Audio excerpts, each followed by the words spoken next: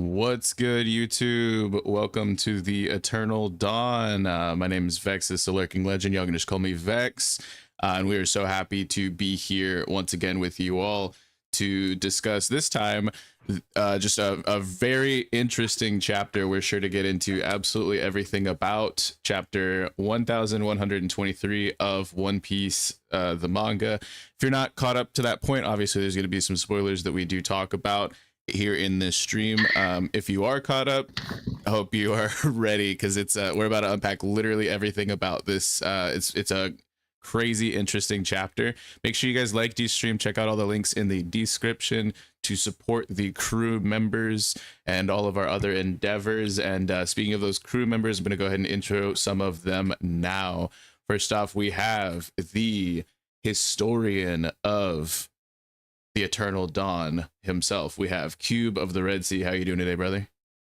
Man, I'm excited. I've been, we always say every week with a chapter in Egghead, it's just coded, but I think this chapter is like the chapter that we really needed with everything we've got in Egghead. It's a bit of a, Oda showing why he's the GOAT.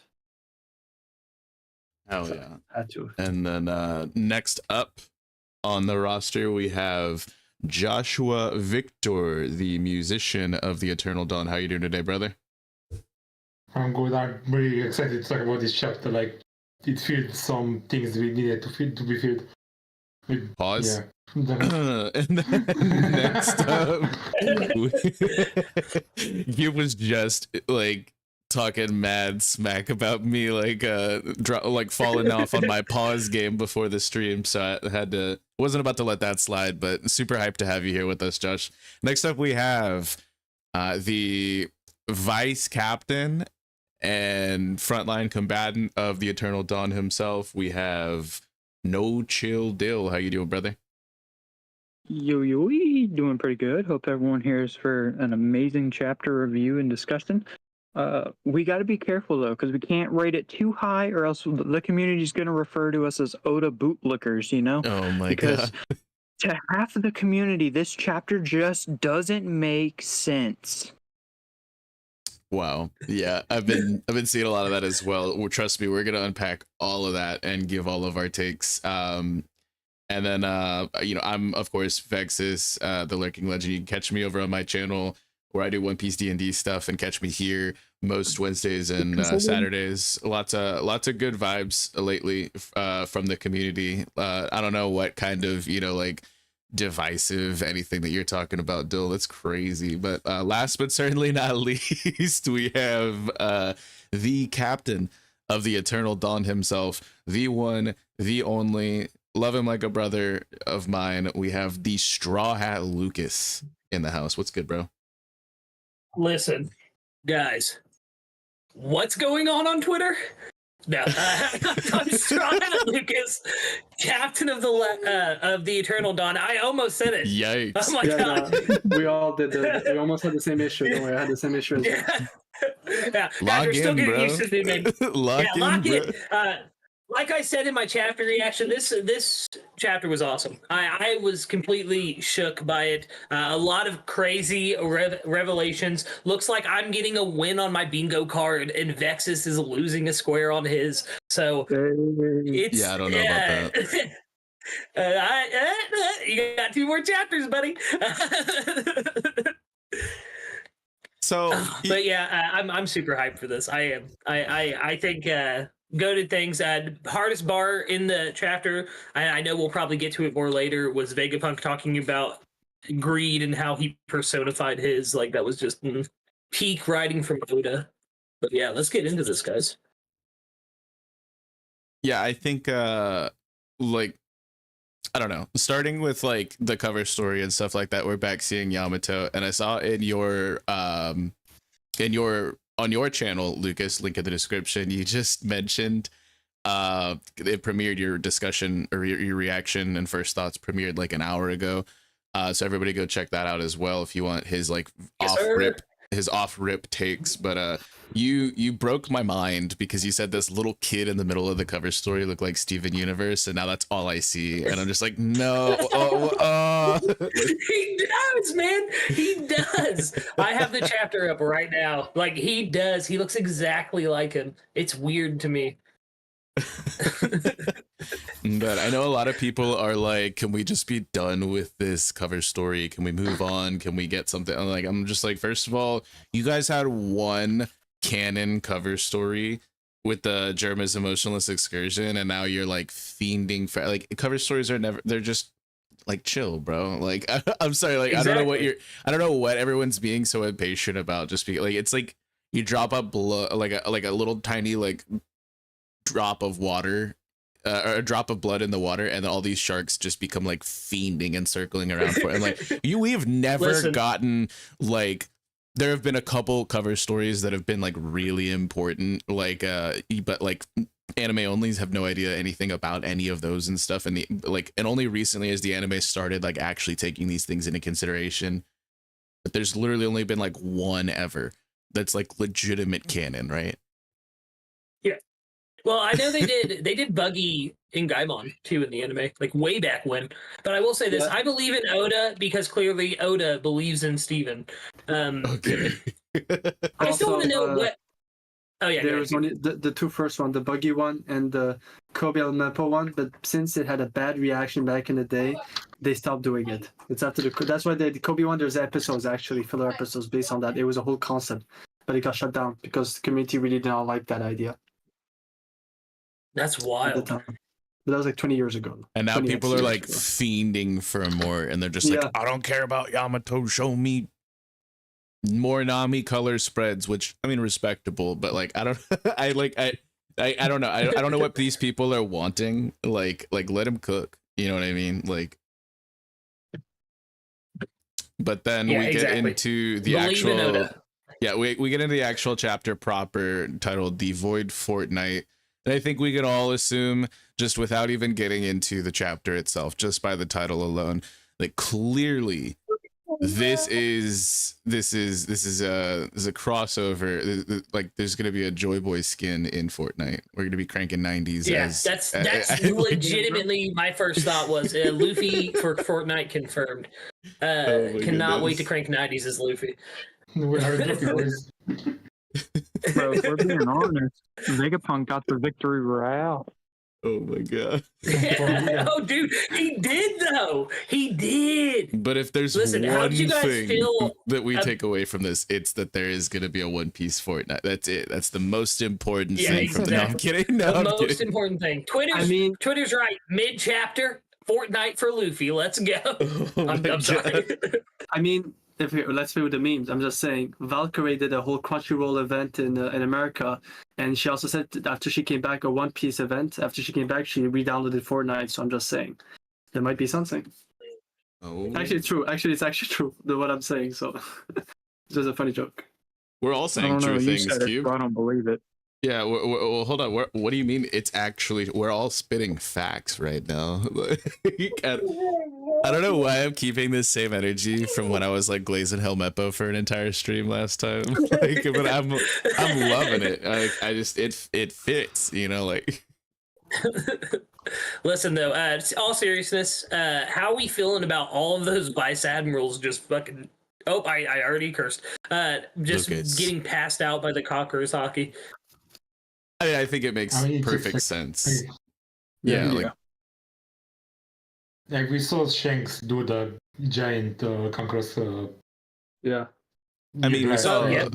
we saw Luffy Yeah, at Fishman and- Island knock out 10,000 people, and I mean, yeah, they were fodder comparatively to like what we can assume is that in the new world at Egghead, but like 10,000 on like a basically like a not an island wide scale, but like a good chunk, right? Like, District, at least.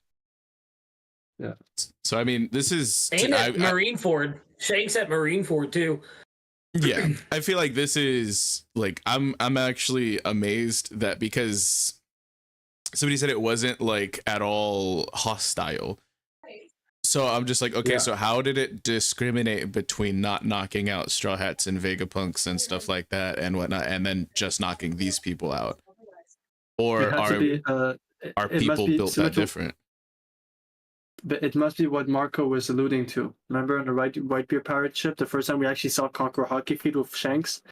And he said, don't have hostile thoughts on him. You will regret it. You will pass a real bad day. So it does feel like some sort of frequency where Emmet, depending on who Emmet was protecting, all those who fitted on the opposite side, hostile, felt it, just got knocked out. So it means like maybe the Marines were like, they maybe were falling back, but they were maybe waiting a moment like the Buster call was about to happen. And so Emmet just, it fit with, what Emmet is trying to do, protect the Straw Hats. Thus, they got knocked out. Rayleigh told Luffy during the time skip that if he trains with his Conqueror's Hockey, he'll be able to distinguish between friend and foe with his blast. But before that, it's an indiscriminate attack. Yeah, but like the thing is like this was like tucked away for centuries, and like this wasn't Emmett's hockey. This was just hockey that he had within him. So like that's my thing is like I felt like it would have been indiscriminate as opposed to like unless Emmett has some sort of control, or if it is something that's just like, oh, these people are allied with Joy Boy because of Luffy, and so these people are not, they are considered friend versus foe or something. And I'm just like, I'm wondering if there's like something there. It could These be that. people are opposed to freedom. Yeah, it could be that the Conqueror's Hockey of Joy Boy is the ammo, but the gun that aimed on it might have been Emmet, Emmet is a conduit, like the medium. To know exactly who it will hit. Because I do agree on it. Like, they seem to be more, it's just not, it's, there's something about it. And why was it know exactly who not to hit. I really like that terminology of Emmett being a conduit. That's really, really a good representation of like how I saw it as well. Completely agree. And like I see it like a Black Blade though, like similarly, because we were talking about that over the last chapter, is like, or like even like a Cursed Blade, like seeing that Enma is fairly malicious towards Zoro and tries to deplete his hockey because of it's just like whimsical, it's a little troll, and it's just like, I don't like, so does it see him as a foe? And like until Zoro becomes like somebody whose will is like aligned with Odin's, like to the point like, will Enma never truly stop testing him or something, or like I don't know, like, so I'm just thinking like, is it something that is like directly tied to the will, or is this like, was this pre-programmed in the blast the whole time? Like I don't know, it's just food for thought. Yeah. So now that you're talking about that, I have some interesting thought on what Doran Bragi said. And I'm wondering if we're getting the explanation of how an attack like Hokaku Sovereignty is made. As you know, they go on the opposite side where they both strike, but their attack merged together. And I like how they referred it as it didn't seem hostile, because I feel like we've always knew Conqueror's Hockey from the attacker, not the people who feel it. And the way they said it, oh my god, it didn't seem hostile. So I'm wondering if there's other ways to use Conqueror's Hockey in which it's similar to Hokaku Sovereignty, where actually the attacks come together. Because think about it, most of the clashes of Conqueror's Hockey has been attacking one another. But what if there's actually two people trying to attack together? So I'm wondering if there's another side of how to use Conqueror's Hockey. And that could be Hokaku Sovereignty. That's really interesting. Like instead of two opposed forces, it's two like resonating forces. It reminds me of like in Soul Eater, like soul resonance. Yeah, exactly. Like, Ooh. That really goes well along with your frequency piece as well, Kube. Like about like how hockey travels in frequencies. Yeah, it's because I looked this morning because I won license yesterday. I reread the chapter 5, 6 times, and I look back in the wiki with the reference of Conqueror's Hockey every time. It's always been in opposition. Like they're trying to take out two Conqueror users, trying to take out the other one if there are clashes. And only Dorian Broggy, because we're not sure if there was Conqueror Hockey, if it didn't, or the one who does something similar, but instead of attacking one another, their attack merges together. Just like how Luffy and Shanks in One Piece Red, their last attack became one. So I'm wondering if that's another, something with which could connect to Black Blades or even other stuff, So we still haven't got the explanation to. Yeah, it's really So, yeah, interesting. I think Yeah. that it really does make sense, is like to even, you're not just referring to frequencies, but like when two wills are aligned, you know, like they Mhm. are, it's like your sum is greater than, or like the whole is greater than the sum of the parts, you know. Yeah. I see. Yeah, exactly. So that's like a. And it also goes back to Zoro fighting Mr. One. He cuts whatever he wants and doesn't cut whatever he does not want to cut. True. He's same with hacking. And even in the anime with Garp, and Kobe was right in the middle of the blast, and he didn't hurt Kobe or anyone. Yeah. Garp didn't want to hurt. Yeah, that's honestly insane. Yeah. Not even, if you think about it, not even just Kobe. He's right, Josh. If you look at the anime, Hibari and all the other Swords member somehow were able to escape the same way as Kobe. So yeah, I think Josh is right on that point. Unless if they're all goats of Zoro to the point that they can avoid every attack, but you know.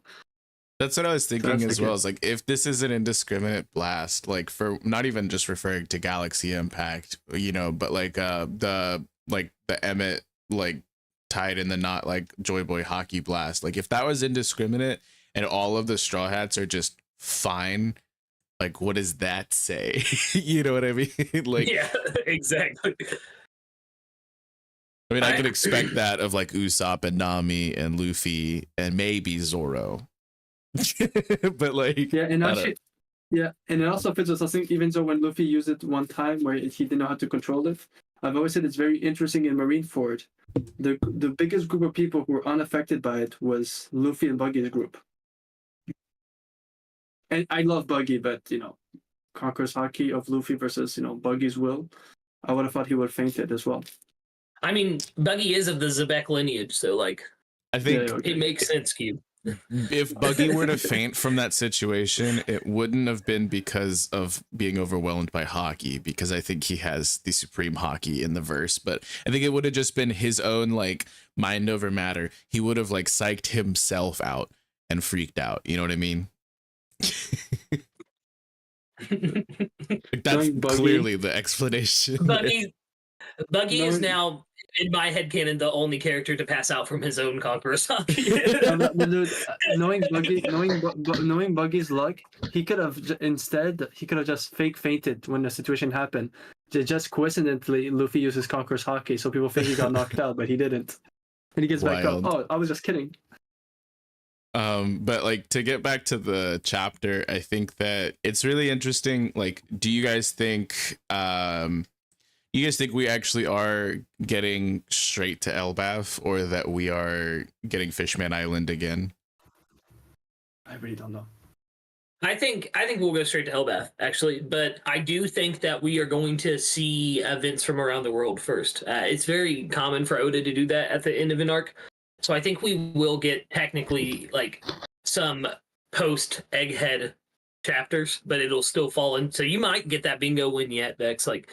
Because I really do think, because there's so much shit going on around the world right now that we still need to know more about, like what's going on with Garp and Kobe and everything. Like, how's Emu going to react to the Gorosei failing at Egghead?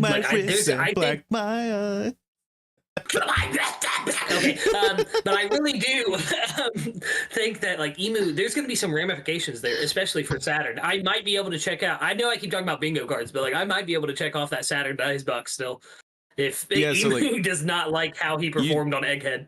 Well, he's still on Egghead. Like, yes. Like Saturn is still there. Stussy and Kaku are still there. Kizaru is still there. We have quite a few pivotal figures that we can't just like get like entirely away from. I think whenever Katarina Devon and Van Auger were speaking to Teach on the snail, they were on a ship, right? So they're not there anymore, I guess. But Yeah. I thought at first that they might have been, but like there's still so many things that could unfold. Like the situation with Stussy was built up, and I think he spent a couple too many panels focusing on that for it to be completely left unresolved right here. Mm-hmm. And then there's like stuff with Kizaru and Saturn and Emmett. that needs to be resolved as well. And then there's like Yes. obviously all of the there's all of the vice admirals and like the whole thing with the power station, which is still there. And remember, they were like, we can't cause too much collateral damage here because we stand so much more to lose than just Punk Records. Then there's Punk Records itself that is still there. And another thing that like the Cloudloft technology, which was mentioned, there's so much still on Egghead. I think that it's absolutely insane if we don't touch on any of that and just go straight to Elbaf right now. I think it's absolutely it's never been more sure for me that we will absolutely get 2 more chapters of Egghead. Yeah. But with For my Oatman, bingo you know card. how he is. Like sometimes he'll save that stuff until a later date. And with Emmett, looking at him in this chat, it doesn't look like the lights on in his eyes anymore. I think he's done for. I think that he's turned off again. There's also something that I'm not sure, but it seems to be the case. It does seem, I don't know if it's because they're too far away from the Seraphims, but it does seem that the Seraphims' control went back to the Marines. They're asking for the Marines' orders, and the last person gave them orders was a satellite. So either all the satellites are actually gone, or they're just too far away, so that now it goes back to the authority chip of ownership. So either Cypherpole or the Marines, depending who has an authority chip on them. I think that like with York still being there as well, and like the situation with York and Saturn, and like there's too many important figures for Oda to just be like, psych, will like, I know he does do that, but that's for like, he's already done that. Like, we literally just got a flashback where we're like, oh, we started this arc in media res, and there was already like a bunch of stuff that was going on, and we didn't give you all of that context because we're gonna give it to you at the end of the arc and stuff. Like, it was like, it kind of felt like full Tarantino vibes, but I think it was done well in this chapter, and it kind of like recontextualized a lot of the arc, specifically some of the things that I thought were lows about the arc, like Vegapunk being unaware of certain factors and like the whole York trader situation. It all makes a lot more sense now. And so things that I was previously rating like a 3 or a 4 out of 10, I think have been lifted up by this chapter. And so I don't know if Oda's just going to completely just immediately right out the gate do that again and just cut away from all of this and then get back to it at another time. Like, I feel like this is the time where we figure out what we need to figure out from Egghead, and there's going to be monumental potential fallout here. I know Knack in the chat, huge shout out to the homie. We were talking in VC all yesterday, but we were in everybody else's like live reactions and stuff. Like, I think we were like 5 or 6 live reactions together or something. And he is firmly a believer that Egghead's gonna explode. It's gonna go kaboom, and there's gonna be. I think so as well. Like, that's especially with. Oh, sorry. Go ahead. I'm just like, that's something that I think we need that immediately. Like, I don't think that it makes sense for that to happen, 10 chapters from now, With the call and everything that Vegapunk set up with his death, I feel like he does have a contingency plan. Like, his plan is not over yet. I feel like there's a contingency where he will not only destruct Egghead, but also somehow safely launch or move the necessary equipment that needs to survive, such as the Mother Flame and the thing that makes the island clouds, like the cloud generator. Like, there's also something else that keeps bothering me. I said this, either the actual body of Vegapunk is on a different island where he's broadcasting, but Punk Records as well. I mean, remember in the beginning of the arc how Punk Records literally cannot have been damaged, but for some reason they're willingly letting it back on the island. So I think either it's just what's called a concept of the actual Punk Records are just relaying the information, or they have ways to protect also Punk Records. Because you think that's also like a conduit, and it's like not the actual like. Yeah, I don't know. I think that the brain itself is probably like the main sentient being, and then like I feel like Stella itself is probably just as much. It's Stella at this point is just another satellite, as far as I'm concerned. But yeah, because I've been rereading recently, and I won't lie, I am wondering, that's my headcanon, what if, because for some reason when he was talking about Punk Records, the other Vegapunk kept talking about Elbaf. And then he said, all my knowledge, the knowledge of Elbaf is in my brain in Punk Records. So I'm even wondering if there's an actual different punk records, like the original Vegapunk, relaying everything from Elbaf. Just a food for thought. Because they seem to not care about the punk records. You know, they're leaving it behind. Yeah, I mean, the idea of them having a backup server is interesting itself because, yeah, why would they? Like I said, with everything we've seen about Vegapunk, I feel like there's still some contingency plans of his we have yet to see. I'm sorry, Vex, go ahead. Well, yeah, I was gonna say something along the lines of the backup as well as we meant. There's the Cloud Loft technology was something that was brought up in this, and I think that like it's just like the last in line, like to get added onto the pile of just a massive mountain actually of MacGuffins that we've been introduced to this arc. There's so many things that are like, wow, that could change the world. Oh, wow, that could change this whole situation. Oh, wow, that could defeat an admiral. Oh, wow, that can, and like it's actually insane how much we've gotten from this arc in that kind of vein of things. But I think that this one is really sticking with me for a number of reasons. I think that it's because obviously if, you know, the world is flooding, then, you know, the Cloud Loft technology is going to be something that could potentially create new islands and new safe havens for the people of the Blue Sea. I'm not going to call them the word that Smokey calls them. I'm sorry. But like, I think that it's really something that's the immediate knee-jerk response right there. But looking further into it is, you were saying about a backup, Lucas, is like if they had like punk records backed up, what if it was something that didn't necessarily need a device and something that was just like out in the open and free to tap in for everybody, like his dream and like what it was, kind of like a cloud network, you know what I mean? Like, I don't know. Like, do you think Oda would like actually make a pun on that? Like,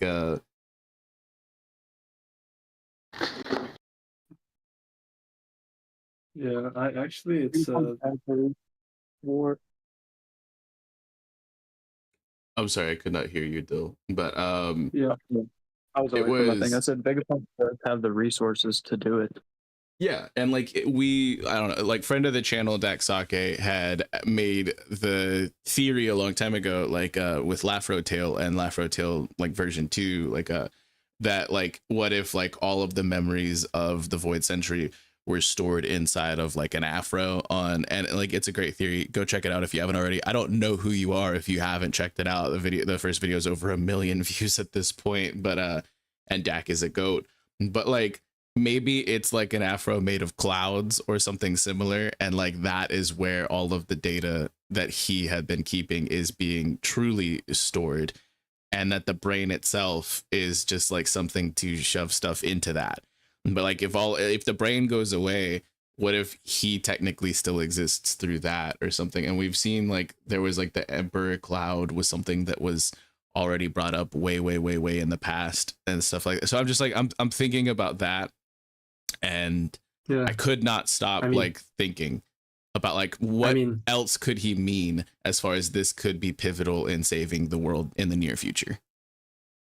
Yeah. You know, and I have my headcanon, I've always believed that Laugh-Tail could be inside the clouds. So, with the amount of things that are hidden inside clouds, like Shiki's Islands, Flame Clouds, so I do feel like, yeah, we're going that direction. Like, this also, and I've always said this, could explain why the Calm Belt is a place where clouds and wind doesn't exist, you know. Like, maybe a long time ago, I'm thinking they need to get the wind from somewhere, and that's why the Calm Belt has none of it. Because the Cumulus Emperor clouds, how they work, you know, you take, or the rain powder, you take, you know, resource from one cloud to put it to another one, and that cloud becomes basically vacant, you know. I'm wondering if they did a massive level of it, like, you know, 800 years ago, thus creating the Calm Belt we know today.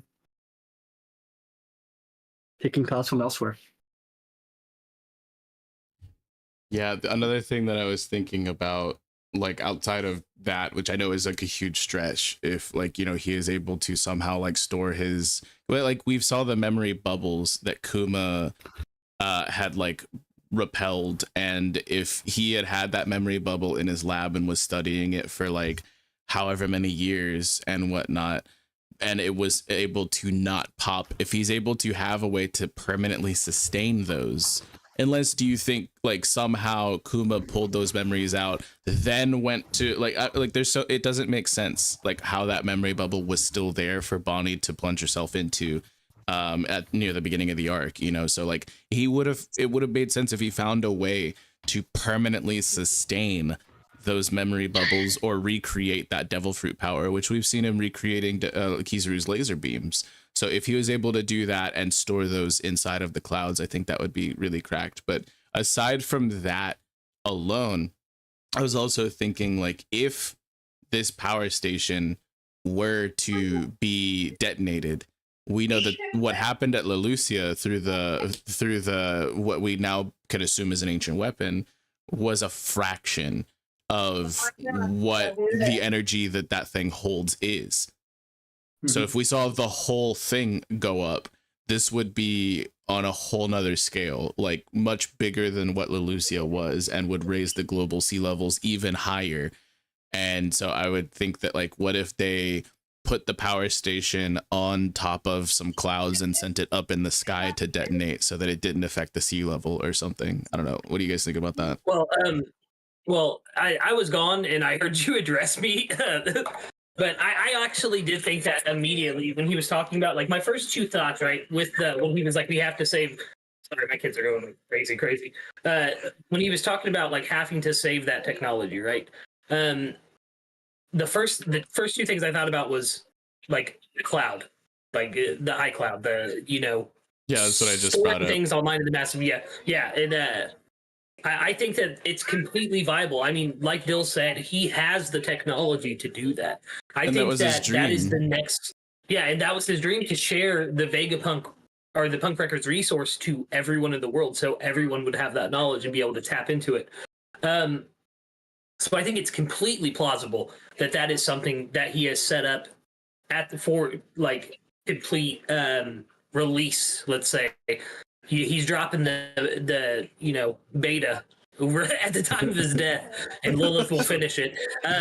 But the second thought I had is one of the main reasons I think he's trying to save that cloud technology is when the world does flood, because it has to happen, there will need to be a means of escape for people. And I think if you can create cloud islands, like boom, there you go. You don't have to worry about anyone having to find new land. Yeah, so I have two thoughts I'd like to jump in with. First of all, you talk about Lelucia. I would say, what if there was another event that could have been included with the Buzzer Flame, but we never knew it? Punk Hazard used to be Vegapunk's laboratory. That's the first thought. Like, what if it's there's more than Caesar Clown's? What if Caesar Clown using his fruit with the Buzzer Flame, a portion of it, makes everything blow up? Second thought. Now that you're talking, what you guys talk about the skies being the answer to the flooding. What if originally the idea of Tequila Wolf wasn't to create a physical bridge, but a cloud bridge?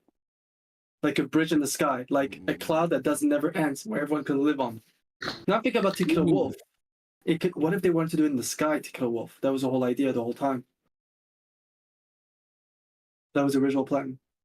That's actually really cracked, if that is the case. Like maybe they misconstrued that part of it. And so they began to think, we have to build this bridge. We never see Tequila Wolf under the water. Do you really think that this entire bridge like touches all the way to the ocean floor, which we know is like the ocean floor? They were just talking about like it's heavily unexplored.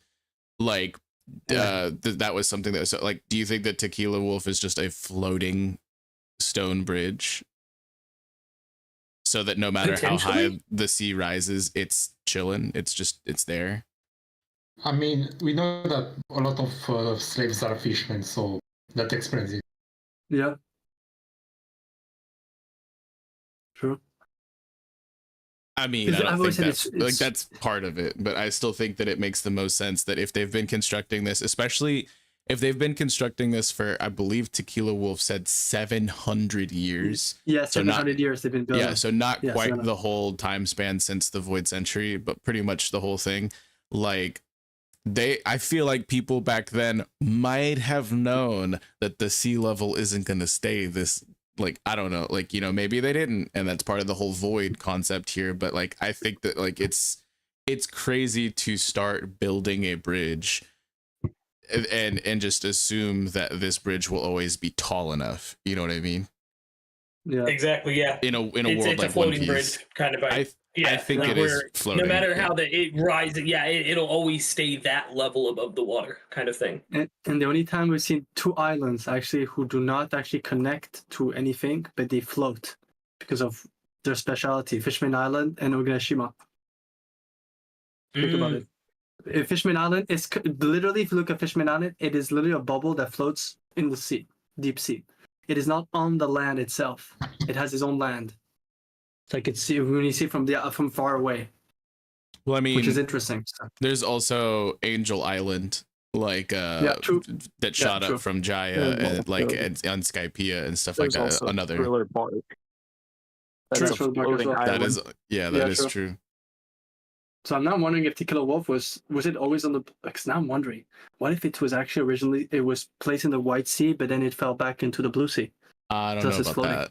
Yeah, I don't. I'm not just sure an idea, but yeah, it's just a thought, you know. It Knack fell is back down. saying Knack is saying in chat that they built the Puffing Tom's tracks to be floating as well, so it never and that makes sense as well because of Aqua Laguna.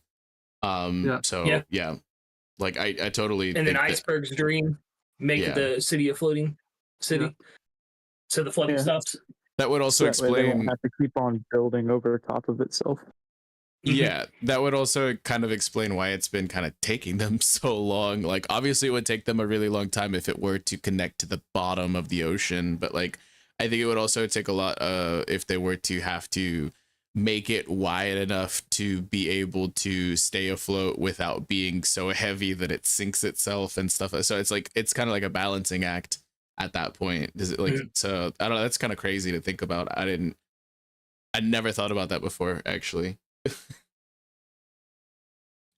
I know we've talked about Tequila Wolf and how Impel Down does connect to the bottom of the ocean from what we have heard. Yeah. So like I was just assuming it was a construct very similar to that, but just big long, like over a very very big stretch of time. A long boy. Yeah, the longest boy. But that is really crazy to think about. And like, what if Iceberg does figure out like that kind of technology? Do you think they're gonna like hire him to like, hey, do that to Impel Down now? The only thing he can get for the world government is a bullet in his head. Exactly. They will never let him find a solution to save the world. Definitely not. Yeah. I'm surprised he has not been assassinated yet, considering, he survived 2 government assassination attempts. Like, that's pretty crazy. The fact he's still up is pretty wild. Getting back to the chapter, though, I saw this take.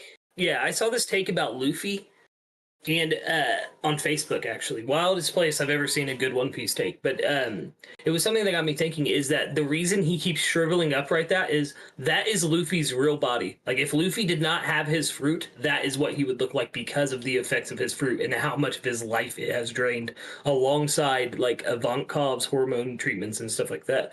And I'm not gonna lie, I just think it's a really interesting concept, and I had to share it on stream. I don't think I believe it. I mean, I guess no. But like, because like specifically, I think the thing that most people equate it to is Hody Jones post energy steroids. Yes.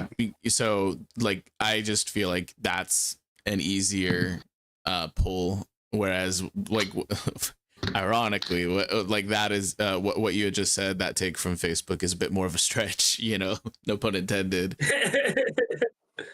But it'd be cool. Very neat concept. We've speculated for a while that energy steroids were trying to replicate Gear 5th or Sulong, so it would make sense that the same side effects that we saw Hody Jones have would be the same side effects that Gear 5th has or Sulong. Yeah. But that's a very good point. It also kind of makes you think of, what if it's all about the will itself of the fruit? Because ever since I've been thinking about the jacket fruit and how it was introduced and how, they become one with the unlimited advantages.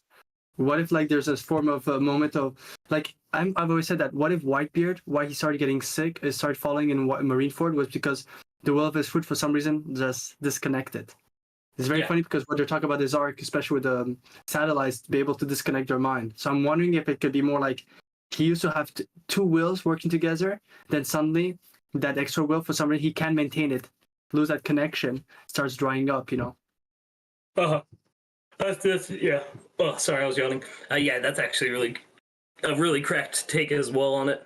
Because I also thought the way that Dill said it is that it just attached to, like, I think now more than ever that the pills, this energy steroids, were definitely more towards mimicking Nika than Sulong. Obviously, they do have a very Sulong appearance, but like it's pretty evident with the draining there that like that's a Nika trait. Yeah, man. Sick. You were mentioning But on Cube, the them being able to, like, the satellites being able to kind of like go incognito mode in a sense, and like I think that that's also like a really cool thing we got from this chapter that explains the York situation, like I was mentioning earlier, like how York could become the traitor, and like and how Stella was so clueless in the matter at the time is because they had already figured it out. And she was like, and she is, for all intents and purposes, a Vegapunk. She is part of the world's greatest and most humble scientists, you know, like, and I think that it's really interesting because, like, I was honestly in suspended disbelief that York was like competent enough to pull off what she allegedly pulled off prior to, especially without getting figured out by people who assume, I think fairly, that they are just entirely more competent than her. And so like it just, before it felt like, oh, I pulled wool over all of your eyes, tee because little old me, but now it feels a lot more evil genius like, and it makes sense as to why Stella was oblivious, is because he did know and he wiped it from his mind, because he was just like, oh, that's not important. What's important is, you know, like that we can get the message out, like we're cooked, like we're absolutely cooked, and let's not make it a bigger mess for the rest of the world. Let's try and like help with like our I don't know. And it's very funny because couldn't. Yeah, and there's I think like a bit of a W moment, especially for Dill. But we did talk about, like, originally when Josh had the idea, if the satellites, we did say that logically, and how the story's been going, Pythagoras or Shaka would have to have known for some reason. So it does explain it, and giving a W to Dill, who actually called out that they might have done the message just before they arrived. Like, he called out the whole scene. It was very similar to this week's chapter. So yeah, man. Remember when Dill was talking about it? Yeah. Also, Vegapunk being his memory erased and him telling himself he's gonna die. And right at the end, the start of the dark, he basically was in denial and was asking Luffy for a ride off. Just for him to escape. Yeah, I think, like, I don't know. So Shaka was immediately on the phone with Dragon and was like, yo, I'm gonna unalive. Like it's like it's inevitable. And so it was interesting to see that.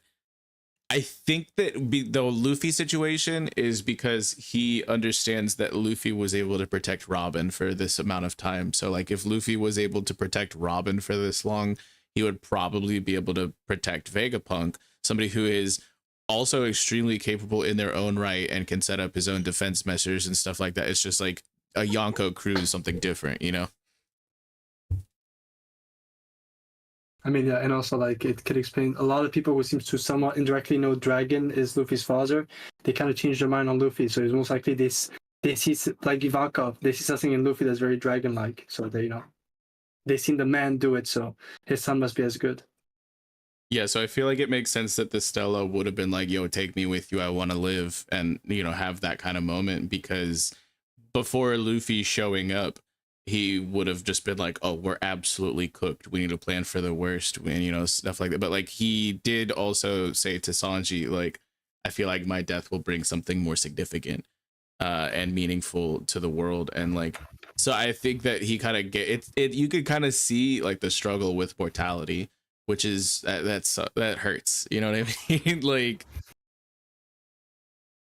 as somebody who, like, obviously potentially was on the cusp of accomplishing their dream, and and like was working in the shadows. And I think that like that's like my biggest takeaway from this chapter, like legitimately, is that like there were so many people who were like dogging on Stella for having a hand in constructing like weapons of mass destruction and being like very like morally gray and stuff like that. And like for him to he is actually like, you know, serving like for a bad purpose because he's working for the government. But like seeing what we see in this chapter, I feel like it's quite to the contrary. I think that he has been purposefully stunting or gatekeeping like info from the world government since his involvement for like the past 20 something years, you know.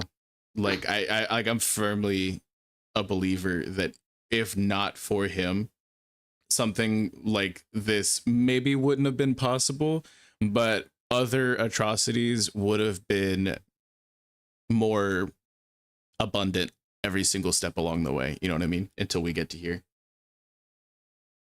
Look at it like this. Mads was upset at the fact that Vegapunk was getting all the recognition when everything that he was doing was anti-war. Yeah, exactly.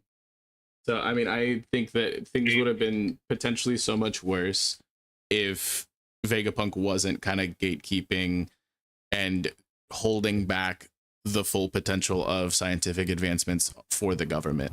Most of the things that he has done have been for the actual good of humanity, including this power station. It was just it was York that had ended up, and they had already apparently been allegedly been in possession, theoretically, I don't know, like speculatively, of an ancient weapon. How would he have known that, you know? Yeah. I just want to come back in. Sorry, I had to walk away for a second again, but I heard you bring up, like, you know, Vegapunk's gray mortality, and I made a whole video about that. Go watch Rambling Addiction, guys. You know, but I agree. I think, especially seeing him now at the end of his life and talking about, like, how he regrets that, like, he can't complete his dream, but it's a necessity because if he did complete it, what would the world government do with it? So I really do think that you're right. Like that since the beginning, since his involvement with the world government, he has hid things from them and stopped the progress of the advances that they wanted to benefit mankind. Because, like, yeah, it's right on the nose, man. He's a good character. He may have done some ambiguous things in the past, but I think he did that for the betterment of man. And it's something interesting, but there's something you guys both said right now. I'm wondering if there's more, there's actually more usage. It's a bit like electricity, you know? You know, like the best example is because I used to have someone at university who does part-time work in an electrical company, and he kind of explained how they're able to catch people who are lying about electricity because of the electricity intake. Like basically, there's different status. Like if someone's a hairdresser and they're using their home as a place, they can know because of the amount of electricity you need. Someone's, you know, growing certain type of herbs, they can know as well. And that's how, like, I'm wondering if that's how Vegapunk was able to tell, because the amount of the eternal flame disappeared, the muzzle flame disappeared. Like there's maybe he knows the different stuff you can use a muzzle flame for, and he immediately knew that usage is only for an ancient weapon. The portion he took, like alcohol percentage, you know, like there's different percentage in your alcohol drinks, you know. Obviously, if you drink an alcohol of 99%, good luck. But then you like 20%. But you know? No, I get what you're saying is through the like shadow of what is missing, you can kind of use that information if you're in the know enough to recreate like what that. So yeah, I totally get what you're saying. And like, I think that, I don't know, it's crazy. Like, are we all fully on board? Like Emu has Uranus? Like we all believe that now? I'm thinking it now. Okay. Either Uranus or like a copy of Uranus, like got the plans like Pluton style or something like that. Like it's one or the other. I want it to be Uranus because finding in the story, but it really bothers me that Oda, knowing that he's writing for us a story, he keeps referring it as an ancient weapon. That's not naming it when we know all three of that name. So I'm wondering if, you know, I prefer Uranus, but he keeps saying ancient weapon. And I think about it, we only got the name of Uranus from someone from the Fishman Island side, Neptune. So I'm wondering if there's a fourth one that no one knows about. Mm. You know, Yes, just yeah, I putting knew where it you out were there. going with that. Yeah, I Yeah, knew where putting you it were out there. going with that. I love it. I love it. Like, it would be such a curveball, right? Like, because Yeah. here we are, 3 ancient weapons. We know nothing about Uranus. What if the minute we find out about Uranus is on Elbath, which we'll get to that later, guys. Don't worry. But like, what if it's there, the actual Uranus, and then we find out about a fourth ancient weapon as well, a man-made ancient weapon? Because there is some kind of natural element to the other ancient weapons, but what we saw, the Eternal Flame, there was no natural element to that. That was, besides it being made of like stone. Well, so that's just the power station, like what we saw. Like that's not like I don't know, like because that was like the little thing with the A and MU or whatever. Was that the actual like ancient weapon, or was that just the power that they had received from like because I'm they said the talking about CQ. what we saw above Lelucia. Oh, okay, yeah. I don't know, like I don't know, because like I've been thinking about like a lot of like there was in One Piece Odyssey, spoilers for One Piece Odyssey story if you guys haven't already played that and are invested in it, but it's completely non-canon. But you guys know me, I think that Oda likes to like hide little nuggets things, of, yeah, of course.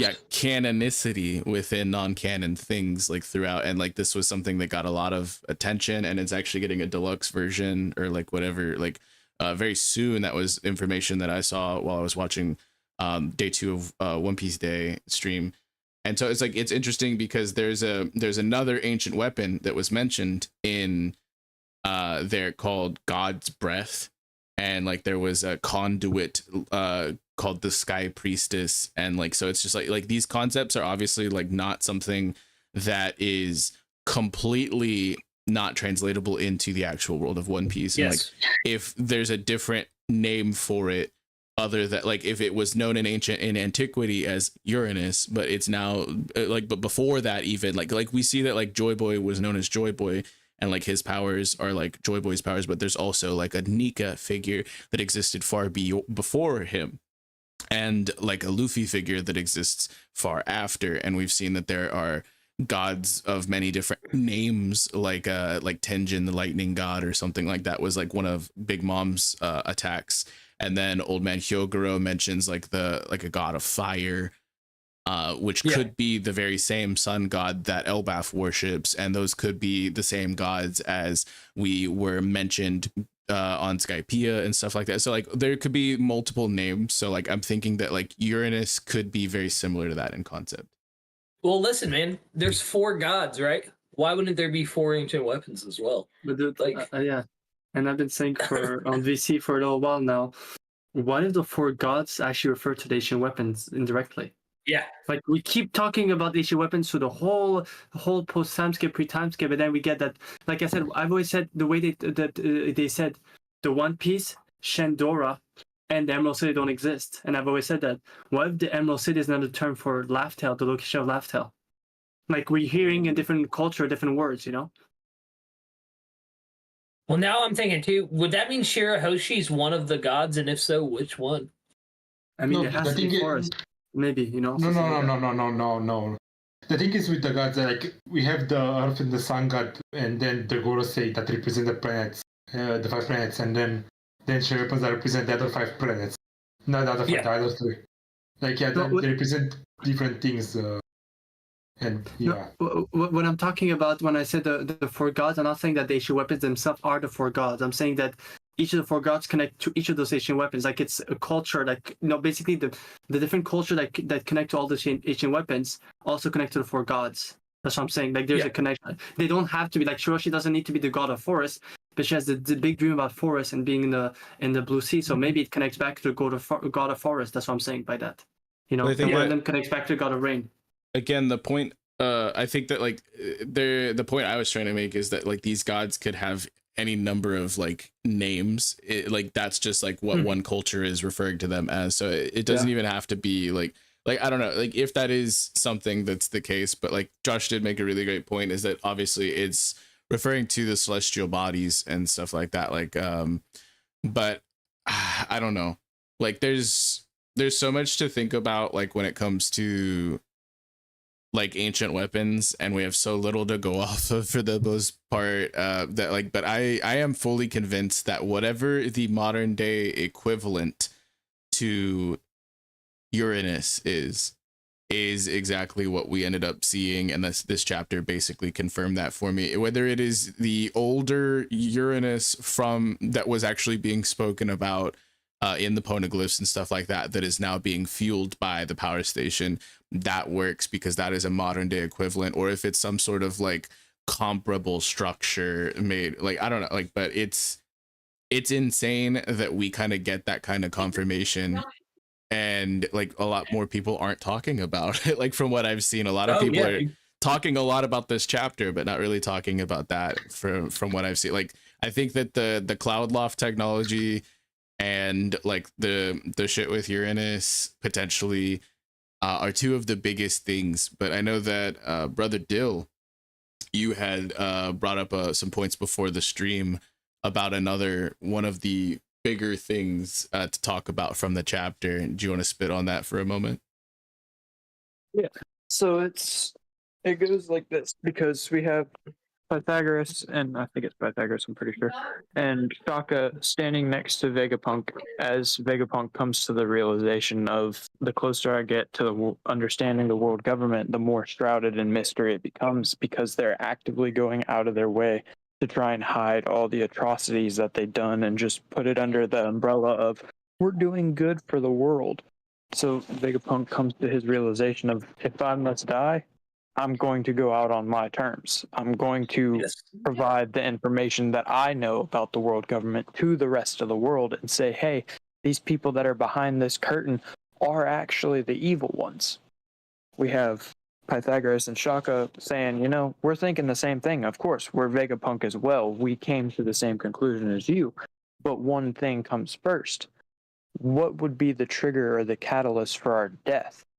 Because we're already separated from the main body, you already have your head on a glass case and display, you already have all of your vitals being monitored, you've replaced some of your vitals. It brings up the point of the ship. What was the name of the Greek ship? Theseus. Theseus' ship. Yeah. So if you replace all the parts, is it actually still the same ship? Vegapunk has gone through that, making the artificial organs and all that to replace parts when they go out on any one of his satellite bodies. So if it's not the same parts anymore, what would be true death for the conglomerate of Vegapunk?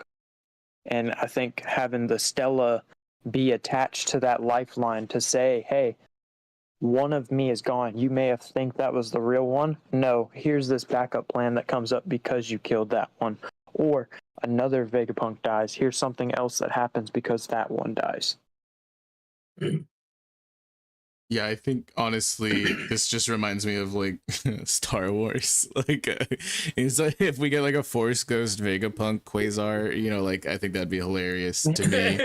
You know what I mean? It's like you can if you strike me down, I shall return stronger. Like, you know, like. And you know who loves Star Wars? Oda. That's true. And this would be like the arc. Vegapunk Obi-Wan? Yeah. This reminds me of Jebo's theory in one of that everyone who will come back as ghosts to give one more push to the alliance. Like that theory was crazy. Like I just think that, like it's I don't like ghost is like a word, you know, like but like I really think that,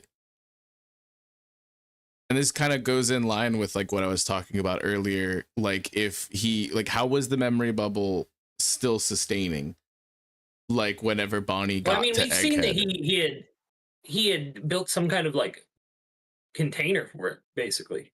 Like we don't know what kind of fields or pressure was on that to keep it, and not only that, but he had mimicked the pawpaw fruit within the Kuma seraphim. With green blood. But yeah, like with green blood. So like but specifically it could have been a situation where it's refreshed or something like that by a user of the pawpaw fruit or something of that nature. I'm more in the line of thinking that he has found a way to permanently sustain these memories outside of like a full carbon copy, like effectively.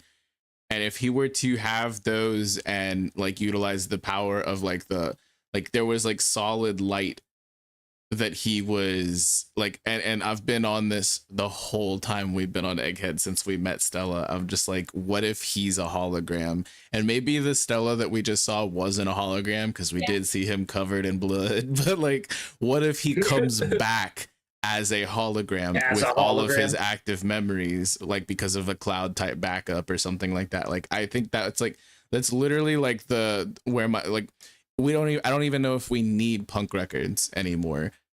It's just that maybe because he's a hologram, he wouldn't be able to accept more information without punk records and syncing up. But if he still knew all of the things that he once knew, you know what I mean? Like that's so that, like Dill, when you brought it up that you're like, what is death for beings like us? Like immediately I was like, oh dude, hell yeah. Like I really do. It's because love they can go through any route and not be dead. Plus, did we get a like direct answer to that in the chapter?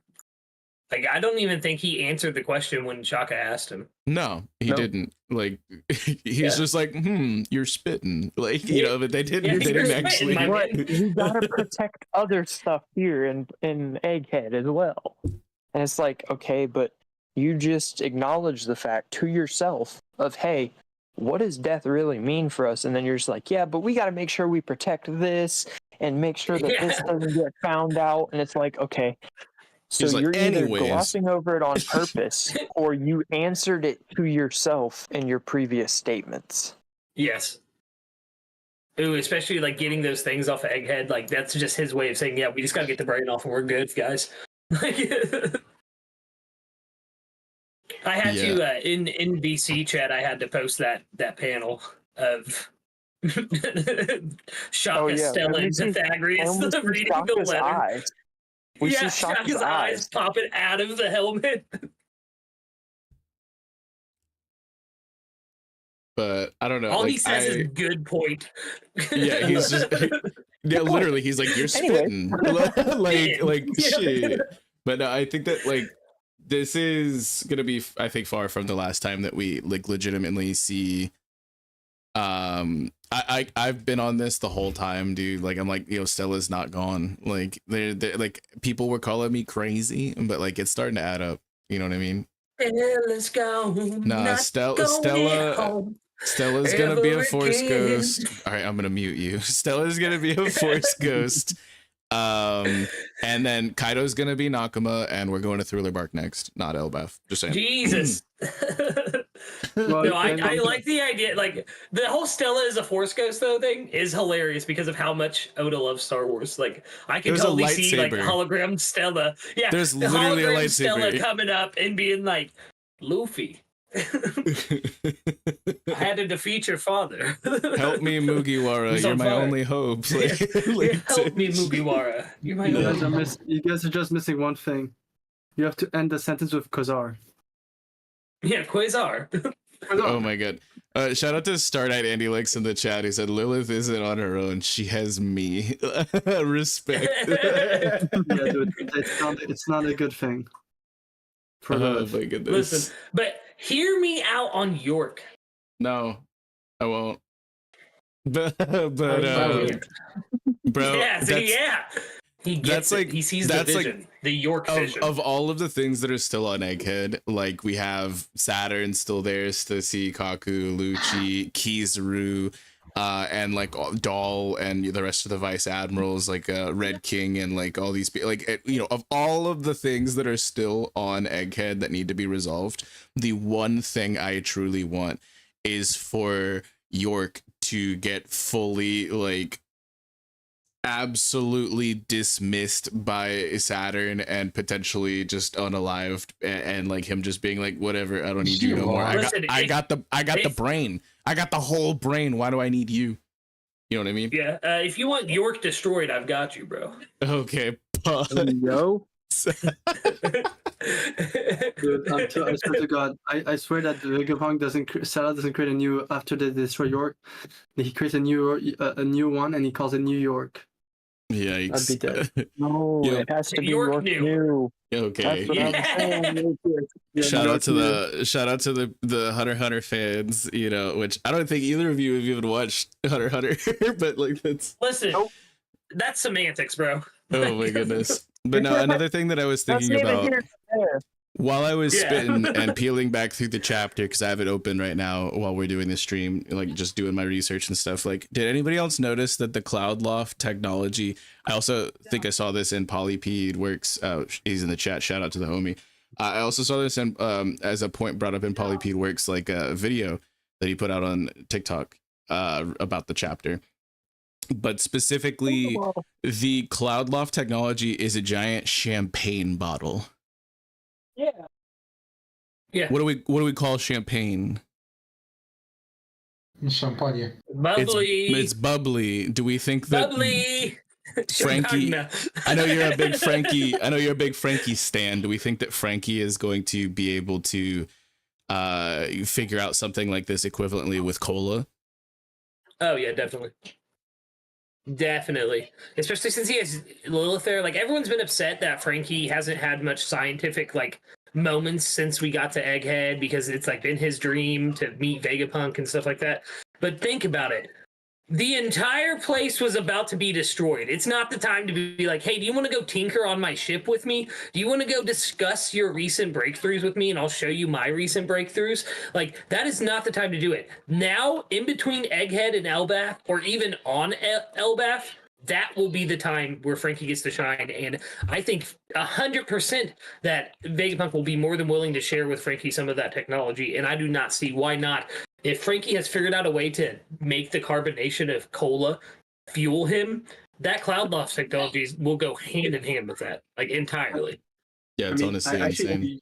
You guys are spinning because you're talking about champagne bubbly. It would explain why the fruit that he gave the person who betrayed Iceberg the most, Khalifa, the bubble fruit, like in symbolism. Oh, yeah, wow. that's nice. I like that actually. Now that you Of said all people. Khalifa, Smokey's gonna pop in the chat and be like, "Hey, yo, somebody mentioned." Yeah, exactly. I'm waiting for it. He said, "You say Khalifa or Yeah. Alpha? Like, which one we going with?" Oh my goodness. But I think that like Frankie figuring out yo Lilith marries Frankie in 4K is wild. I think that Frankie figuring out the Cloud Loft technology and figuring out because we've seen the White Sea, but cola. I don't know, are we gonna see like flavored island clouds or something? brother. But they got vanilla, cherry, Coke, and I don't know, all these other different and it's really interesting. If some of these are made of champagne, you remember that filler bit where Frankie was drinking different types of beverages to fuel himself, and he That is drank not filler. whatever. That is in the manga.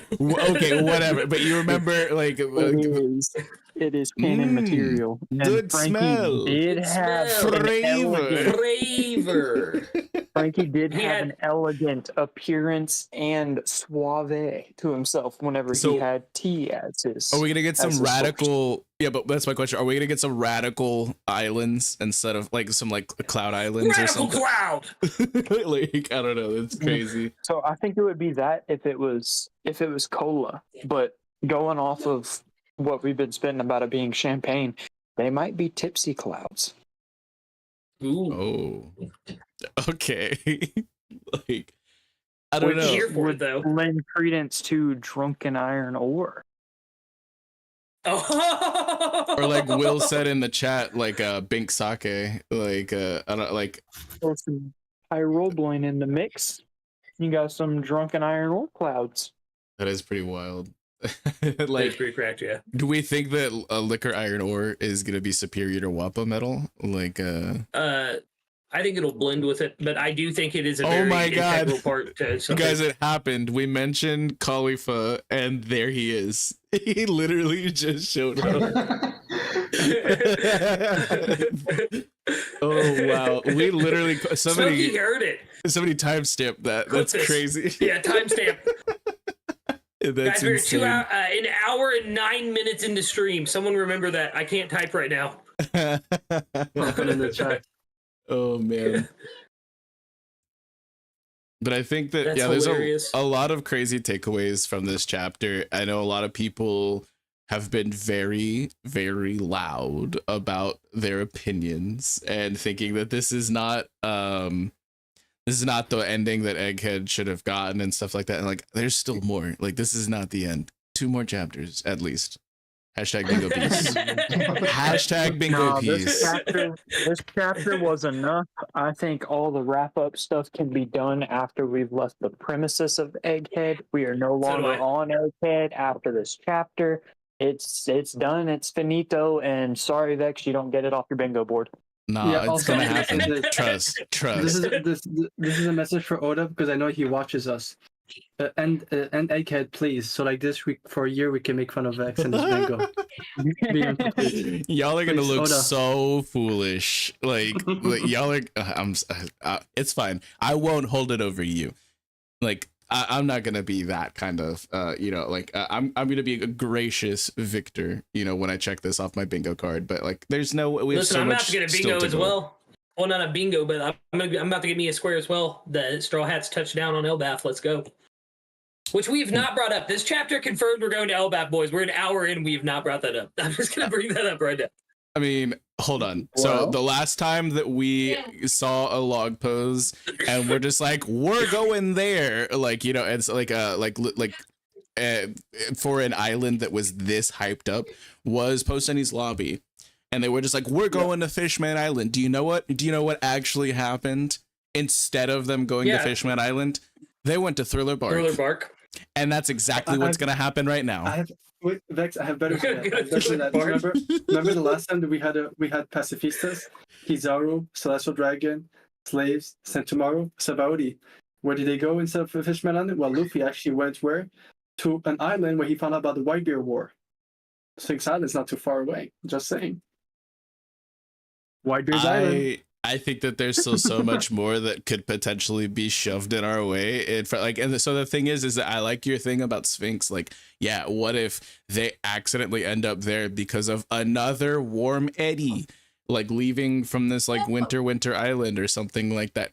Cool, I guess that happens. But like the thing is that what if we go to Elbaf and it's like literally on the horizon and we're like, land ho, look at that big tree, like this is where we're going, and then boom, Thriller Bark pulls up, because it could be anywhere, baby. It could come to you, and I don't know, I'm just saying, it's the most it could be coming to you. On that topic, how would Thriller Bark cross underneath the red line? It already It's already has. Hachinosu. We saw it at It's in Hachinosu, which is in the New World.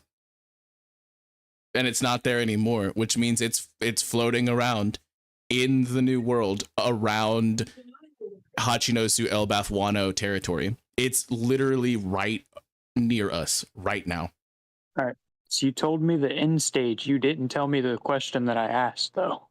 It don't matter. Thriller Bark can fly. Okay, sure. Like, I mean, if he summons enough of those little bats, but no, I think that like ship coding is something that could probably happen, to a ship that's island size. I mean, we've been also talking recently about what if some of the people who've been a pirate for a bit longer, they know connections to Sky Islands or underneath Waterfront, because Shanks and Whitebeard travel way too fast in this world. I mean, So we it saw would be- Garp imitate the fucking Kube burst Yeah, man. just recently. And my thought line is, if he could have done that the entire time, seeing the Sunny do the Kube burst leaving from Water 7 should have meant nothing to him if he could also replicate that same I think he move. learned it from that. He's just like, I want that. Thank You know what I mean? Yeah. Yes. Thank you, Vex. That is now my headcanon. That is now. Thank you, Dill and Vex. That is now my headcanon. Frankie Because he taught literally Garp how to said, Kube burst, basically. Yeah. He literally did the exact same thing as his Galaxy Impact, except it wasn't the full-on force of the Galaxy Impact. He just turned and shot a shockwave punch into the water that propelled his ship up. Yeah. I even have better than you. You ready for this? You guys think it's just Kuda burst? His attack the way he arrived, that's Luffy in Marineford. And if you look back in Marineford, sure. Garp was completely shocked. His mouth was gaping open. So I do think, yeah, there's both Enies Lobby, Marineford, Luffy's exit and entrance on both moments motivated him. So yeah, I agree. He's Luffy's grandfather, that's for sure. He saw Luffy do those things and goes, "Nah, I ain't gonna let him get the better of me. Yeah, I'm gonna exactly. do both by myself." No, I was around first. This But young no, I kid mean- doesn't know what he's doing. As much as I have enjoyed these most recent anime episodes, like to get back to the manga though, like I love your passion, Lucas, but I really am hesitant with what Oda has shown us in the past to fully believe that we're going straight to Elbaf. I don't believe it. I think we are. Like I said, I think that we'll get some other stuff first, of course, like little bits of things from around the world. But I really think we're going to Elbaf. I don't think Oda is heartless enough to give us that final page and not let it take us to Elbaf. He's done like, it I really before. don't. He's literally done it think he- before I with know he Fishman has. Island. I know he all right, has. all right, hold on. So, Vex, to counter your point about, hey, well, Thriller Bark came first. All right, so let's relate it directly. All right, so we left Wano. We left the place before Thriller Bark. Headed to Fishman Island, which would have been the first stop as Thriller Bark. The first stop is Egghead. So if we're going based off of the logic, technically Sabaody is next. So what would we use to parallel Sabaody? It's an Cube inversion. already brought it up. Cube already brought it up. It's Sphinx Island. I get it, Yeah. and I'm not opposed to Sphinx either. Like, I'm just saying that, like, what if Thriller Bark is literally at Sphinx right now? Then what? What say you, Dill? Because it could be But anywhere. Why would Thriller Bark be at Sphinx Island? Because it was a information peaceful. does Blackbeard have? What information does Hold on. Blackbeard have No, to no, no, go no. to Sphinx Island No, to no, no, no, no, no, no. retrieve Whitebeard's body? In Moria. Okay, no, Moria but would like, have Thriller yeah, Bark. Moria Moria is does literally. not have the information that Whitebeard and Ace are on Sphinx Island. He could. How? I mean, How would he? Wano's a closed country. How would he have known that Shusui and like the body of a sword god was there in the first place? Too, he just be having knowledge. So guys, so I'm gonna bring back some parallels because I'm the one who mentioned it. When He got Luffy that was after he lost to Kaido, by the way.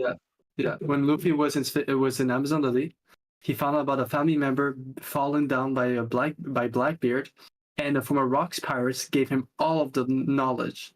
Gloriosa. Right now, there's a former Rocks and Maps member, Bakken, and even if Thriller Bark comes here, who witnessed some of the stuff? Not just Moria, Perona was also talking to Kube. So I'm just saying. So Well, there's you also have to actually- think about it.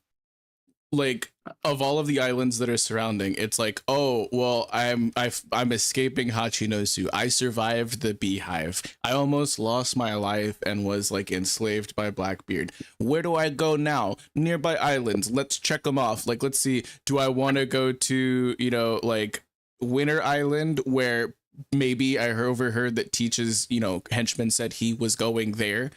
Or do I want to go to Wano, where I have bad trauma from the past already? Or do I want to go to freaking like all of these islands are like occupied? Do I go to Toto Land? Hell no. And then he just thinks like Sphinx.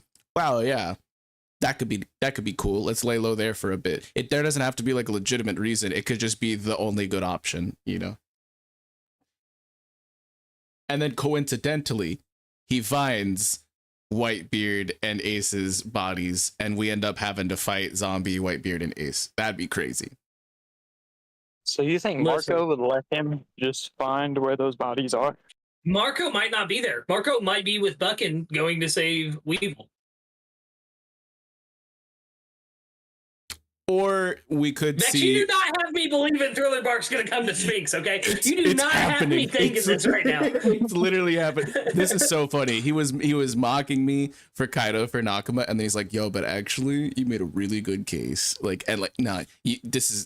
happens every single time, Lucas. Like, you're sold. You firmly believe it.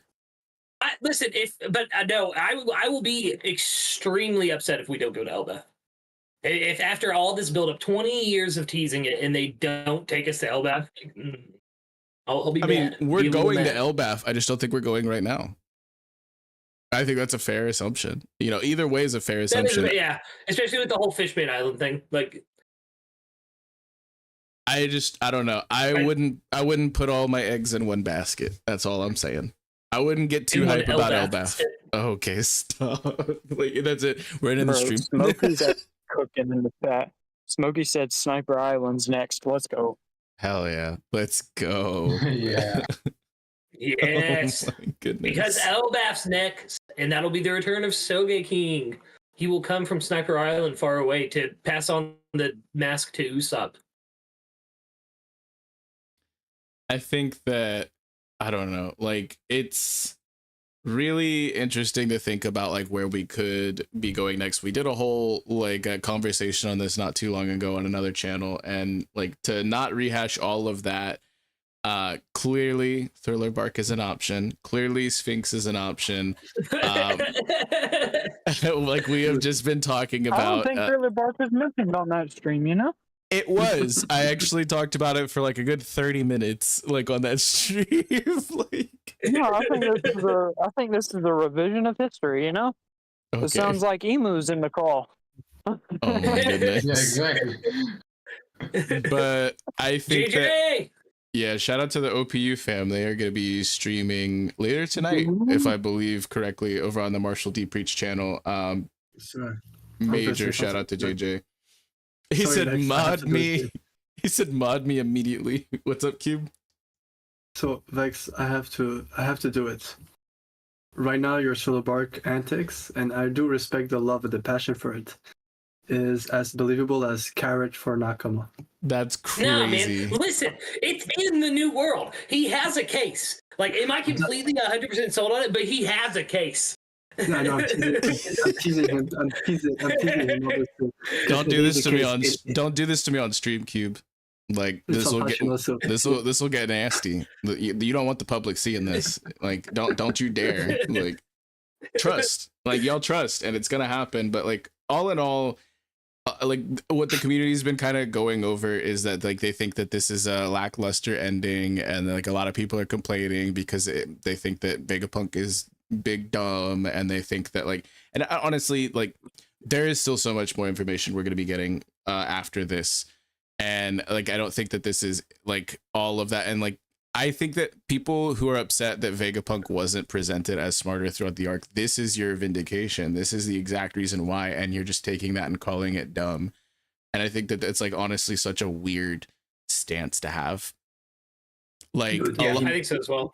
yeah, a lot of these people are like, and like I'm one of them, and I know Lucas is as well, but some people have been into One Piece for a lot longer. But like they're like honestly what this kind of like screams at to me is like people who aren't totally familiar with how to handle arc fatigue. And like it's fine. Like this happened all throughout Wano. This has happened through Whole Cake, through Dressrosa. This has just been a thing. And just be patient and calm down. You're reading One Piece. This is not the story to be into if you're not going to let Oda cook and be patient. Yes. I gotta shout out Kush Daddy in the chat. 1 second, Cube. I'm so sorry. He said people seem to think that not a 10 out of 10 immediately is a 2 out of 10, and like that's not the case. Like I'd say this chapter was like a solid 7, 8 out of 10. Like it wasn't perfect, no, but like it's a good way to round up the story, and we got that extra little bit of information from Vegapunk that pushed him out of that moral gray area, like me and Vex were saying earlier, and more into like this guy actually is a genius. Like he is taking the precautions to make sure that his stuff doesn't get into the wrong hands and everything. But yeah, I just really enjoyed that comment. Hell yeah. Go ahead, Cube. Sorry. And I'll say this, okay? So just to bring back, if Vegapunk is really not that smart. He found out 2 times that there's a traitor. The second time, obviously, it was chaotic, but the first time he erased his memories. During that same time, they put the procedure and they put protocol in place to not only stall it, to stop an active mission where all the 5 Gorosei and one of the biggest buzzer call from happening. If that's not being extremely smart, and don't forget when they came up with the whole thing, then they wiped their memories. So they didn't have that information to help them in the whole thing, but they did it in a ways that even without the memories, some of them got taken out, sure, but they managed to get the Straw Hats out and most of them to survive. I'm sorry. That's definitely mastermind level with Vegapunk. Oh yeah. Yeah, dude. I completely agree. And like with all of the things that are evident throughout here, like the things that he has been able to construct, the island aircon system, Vega Force 1, solid light and like photonic gloves, and the cloud loft technology, the concept of satellites, and like to think that this man is dumb is crazy. He was so smart that he had to come up with 6 separate facets of his own physical form that shared the same brain in order for him to actually actualize and manifest all of his ideas. And even then they were struggling. Like this, he is literally a devil fruit that allows him to be undisputably the smartest man on the planet. And people are just like, well, Oda should have wrote him better. I'm like, no, dude, like this chapter literally makes it make perfect sense. And this chapter, I said it in my chapter review. It felt like a perfect little bow on top of Egghead. Yeah, I think that. Well, we're not done with Egghead, but I think that this is this is something that was needed in order for Egghead to fully make sense, because it brought like literally the 2 lowest moments that I had originally about it is that how is Stella so oblivious to certain things that are happening right under his own nose, and the York trader reveal was ass. But because of this chapter, those 2 things, which were previously like 2s or 3s or 4s in my like out of 10 scale, have been lifted to like about a 5. So I think that like like the bare minimum this chapter gets from me is like Poly P even said it, and I agree to you there, although I don't agree with most of your complaints. Is that like a 6.5 is fair. That's the bare minimum I would give this chapter, and that's not a bad chapter. It's just that like a lot of Egghead has been a cut above that. You know what I mean? Yeah, majority of Egghead has been phenomenal. Yeah, go ahead, Kube. Sorry. We've got a message in the comments, and it's actually when we were talking about Short of Bark. And it's from Willow Dreams. This is a message for Vex. This is an intervention, and you are in a safe place, Vex, surrounded by friends. I think he's talking about your love for Short of Bark. So you know. Hey, can we wait to do the intervention after my rambling addiction about Short of Bark comes out next week? I'm just letting you know, y'all can get together and say whatever you want, but it'll be futile. I'll never hop off Thriller Bark. Like I will never. I was gonna bring this up when Vex said it about Vegapunk having the devil fruit that makes him the undisputable greatest mind. It's not just him anymore, because he made the conscious decision to split himself up. So now it's 7 of the greatest minds with the greatest mind devil fruit. So it's literally him trying to play 5D chess against himself every single turn, because all of them are able to think at that capacity. They're all able to access the same things he can. So it's literally him playing against an unbeatable machine because it's himself. Exactly.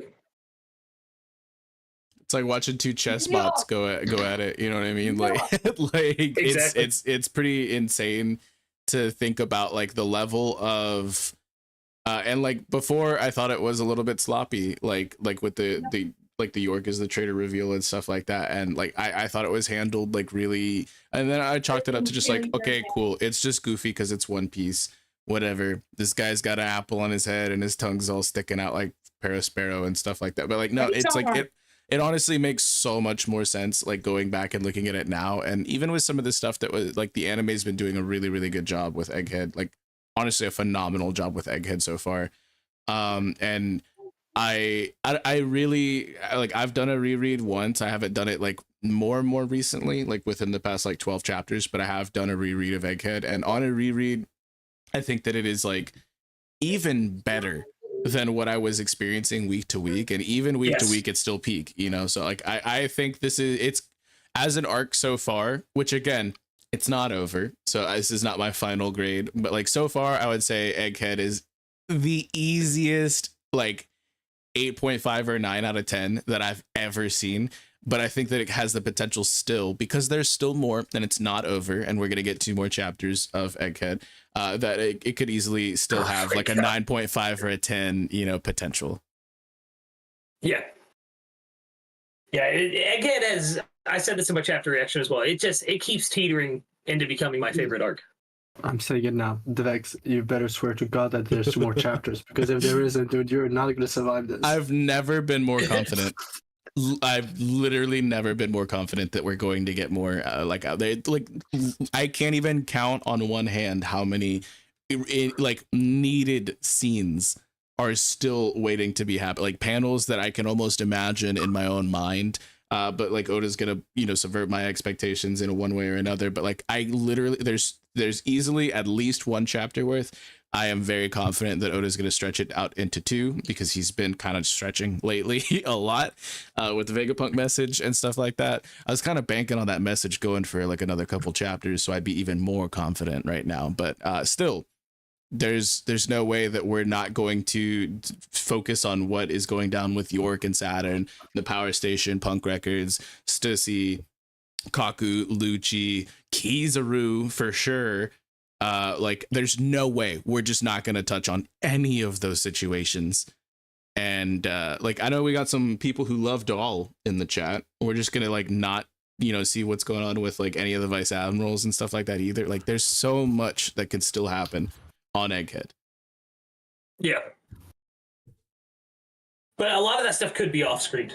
Like like let's be real. Like it is Oda. He could off screen some of that stuff. We can just get an update a week later of Kizaru at Marijwa in front of the 5 elders explaining the situation and stuff like that. Like the only things that I think are realistically actually going to be off screen, because like there's still it's not just Kizaru, it's Kizaru and Sentomaru and Saturn, and like that's like a like. There, I feel like there's gonna be like a big emotional panel there where, you know, like Sentomaru's like you killed like old Gramps, like, and Kizaru's just like I had to do it, and maybe Kizaru was given the order by Vegapunk to do it because Vegapunk knew of the dead man switch in the first place. Yep. So like I feel like that's a huge moment. You're smoking in the chat. Whoa, what the fuck, man? Actually, I'm sorry. Yes. I'm not going to read it on stream. Yeah. You know, we're not really on stream. Actually, it's something interesting, and it's actually accurate. It's a One Piece short, one French. Someone made a count. It does seem that, you know, the damage that the Iron Giant took. So it's weird. It's not, he did not lose the same limbs, but he had the same damages when he had his war. Whitebeard. He called like the first time we met the Iron Giant, it's literally Whitebeard getting the stabbed by Squadro, and some of the hits, like the arm hits, it's the same arm that Kizaru hit him with, and it went through him, but he didn't lose the arm, which I've interesting thought. Oh, he's like missing most of the damage.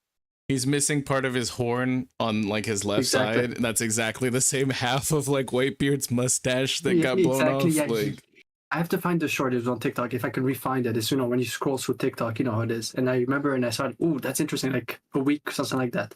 So yeah, so it's like it's quite interesting, the fact. So just a fun food for thought, like Sanji would say. Yeah, because he's a cook. Because he's a cook, obviously, you know. Yeah, food for Nami. Okay. Nami for Nakama. But like, I mean, I do agree that this this chapter has like all of the makings of like the wrap up of an arc. Like they're like jumping around and for joy and stuff like that. Kind of like, I don't know, like the party, like post Skypea, and like when an L went off to the moon and stuff, and we actually first see like the Nika poses. Well, one of the first times we see it, right? So I mean, but like Luffy like legitimately said like, wait for me. So I mean, maybe like the party isn't fully started yet, you know, is all I'm saying. Like maybe people are celebrating a little bit too soon is all I'm saying. 2 more chapters, #bingo peace.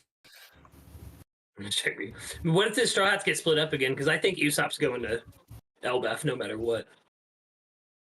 Because that's a possibility as well. We could get a whole cake situation. Some of them have to go do this, some of them have to go do that kind of thing. Oh man, I don't know if I need that, because we've already. I don't need them to go anywhere but Elbaf, okay? No, I think having Perona and Usopp reunite would be hilarious if they go back to Thriller Bark and like That see doesn't him. have to happen on Thriller Bark though, because Perona isn't even on Thriller Bark. Why wouldn't she be? Thriller Bark was parked outside of Hachinosu, and she said to Kube, "I'll help you escape if you help get Moria out." Kube escaped, meaning that he would have, because he's a morally good character, would have helped Perona as well. And then the next time we see Hachinosu, Thriller Bark is gone and is not there. Why would Moria and Perona not be on Thriller Bark right now? All I'm saying is we didn't see Kube help Moria. Okay. I'm gonna say Sure. this. Yeah, but maybe there's a reason. Because Maybe there's a reason we did it. it also goes with the whole Sphinx He's stuff. already Think dead. about it. You're right, Lucas. In Amazon Lily, think about it. When he left for his whole thing, I'm going again with Sphinx. Who did he leave with? Hancock and the Marines. So if Perona and Kube pull up in Sphinx, maybe there's some stuff that being said where Luffy will maybe say, "Oh, we need to go there as well." Well, Kube, The same. I don't think Kobe's already at the hospital, but like Perona and Oh, Moria Perona, yeah. for sure. Yeah. I don't even think they're gonna pull up at Sphinx. I literally think it'd be hilarious if they showed up at like what if they're just like, we need more of these giants, you know, they broke oars, so I'm going for another ancient giant or something, and they like end up going to Elbaf looking for another like continent puller type of situation. I don't know. He could be on any kind of timing. I just need to see Thriller Bark again, yo. It's gonna happen. Good. Next chapter, we're gonna get a different chapter, a world event chapter with a newspaper, and on the bullet point, on the lowest point, it's gonna say, yes, and after the events of the Hachinosu of Garp, an island called Thriller Bark was also destroyed. Oh, that would be such a blessing. Oh, I will go to Belgium and fight you. Like, I'll do it. Like, I will literally do Joke's it, on bro. You won't find him. But like, I think like the craziest. First of all, there's no way that happens. Like, take it back. Like, but like, I don't know. Like, do you guys think that maybe that panel that was like shrouded, whatever they were talking about, this was 2 chapters ago now, when they were talking about like the race for the One Piece. You think that guy, everyone thinks it could be Shanks' twin. What if it's like a Chadlier version of Moria? He is the shadow guy. You know what I mean? I'm gonna no, bro. Like no. He's a part of the race for I the have One been Piece. saying though that I want him to come out of that prison on Hachinosu all jacked up like Uncle Iroh in season 3 of Avatar: The Last Airbender. Like, I want Moria to come out looking like he did when he fought Kaido. Oh, you mean yeah. clean after the Green Bull treatment? Exactly. Oh my goodness. That's also on my bingo card. Or that Moria gets Wang Ji's corpse, which is a former. Which is on Hachinosu. Yeah, it's a former Rocks pirate. Well, we don't know if he's dead. We know he was. We just know, yeah, he was dethroned. Usurped. Yeah, like so, like, but Yeah. we don't know if he's actually like not around anymore. But if he isn't, that'd be crazy because he did have Captain Johns before. You know, a former Rocks pirate. So like, I think that's crazy. If he's just like, I need more zombie generals. You look like just the right fit, you know. I mean, more pictures of zombie generals. Yeah, right next to the Rocks Jack in the Box. Okay. So, but as far as like, we talked about a lot from the chapter. We talked about the Cloud Loft technology, and like, we talked about what death is for a Vegapunk and Punk Records. We talked about how there's definitely 100% going to be at least 2 more chapters of Egghead. We talked about how we are probably not going to Elbaf next, right? Like, Right. Oh my god! Stop pushing your agendas. I think that's the revision of history that we were talking about, because I think we decided that it was 100% chance that we're going to Elbaf, but not and next. a 0% chance that Thriller Bark shows up in the story again. Listen, Dill, I think Vex is on Fox News timing right now. Like, so Dill, it's 95% Elbaf, 5%, 4% Sphinx Island, and 1% Goa Kingdom. 1% Thriller Bark. You said Goa Kingdom? I like that. Goa 1% Goa Kingdom. Kingdom. Goa Kingdom. Goa Kingdom is a better Crazy. choice than Thriller Bark. I'm here for it, Cube. Okay, but not No, even everybody's talking on board. about the Straw Hat's destination. What are we assuming that we're going to be getting in the post arc? Like more Impel Down, more like I don't know, what do you like, what other part, like more with Vivi and Big News Morgans, obviously, right? Like what else do you guys think we're gonna, how do you guys think that'll play out in the post arc? So I think it's going to be how in the past we've gotten from the decks of the world whenever the Straw Hats have gotten new bounties and stuff like that. And then whenever they came back from the time skip, we also got a recut to all the people reading all the news. Now we have all the people of the world actually getting all of the same news at the exact same time. So we're going to be kind of like speeding through and catching like the ending thoughts of all the people being like, all right, so this is what Vegapunk said at the end of his speech. This is what it could mean for the rest of the world. And we're going to get that in places like Dressrosa, not necessarily Whole Cake, but it could be Whole Cake. We get places like Water 7 being like, all right, so we gotta ramp up this process, start building faster because we're going to be underwater soon. You get places like Kube saying, like Go Kingdom, where they're like, oh, well, they don't know the whole story, but the people that are in the fancy district, I don't even know what they actually called that over there, but they would have the information of what Vegapunk just told the world. Whereas someone like Whoop Slap didn't have the funds as a village owner to have a Dindin Mushi for it. It's interesting. I think that, yeah, like seeing the way, like the waves that are being like sent by this message around the world in the post arc is going to be really interesting. I think that one thing that I was talking about whenever there was like a ship approaching and we didn't know who it was going to be, and people were like, it's the Revs, it's the Grand Fleet and stuff like that. I was just like, a big part of my mind before we got reaction piece was it's Water 7. Because if we don't get Thriller Bark, I would like to see another island turned into a ship that sails up, and like what if we had like the full Grand Fleet like on board that as well? I mean, we can get both. Can you imagine the ship to ship combat between Water 7? Both? Yeah. Well, can you imagine? And Like, Bark. dude, like I think that's so crazy if that's like the landscape for the final war.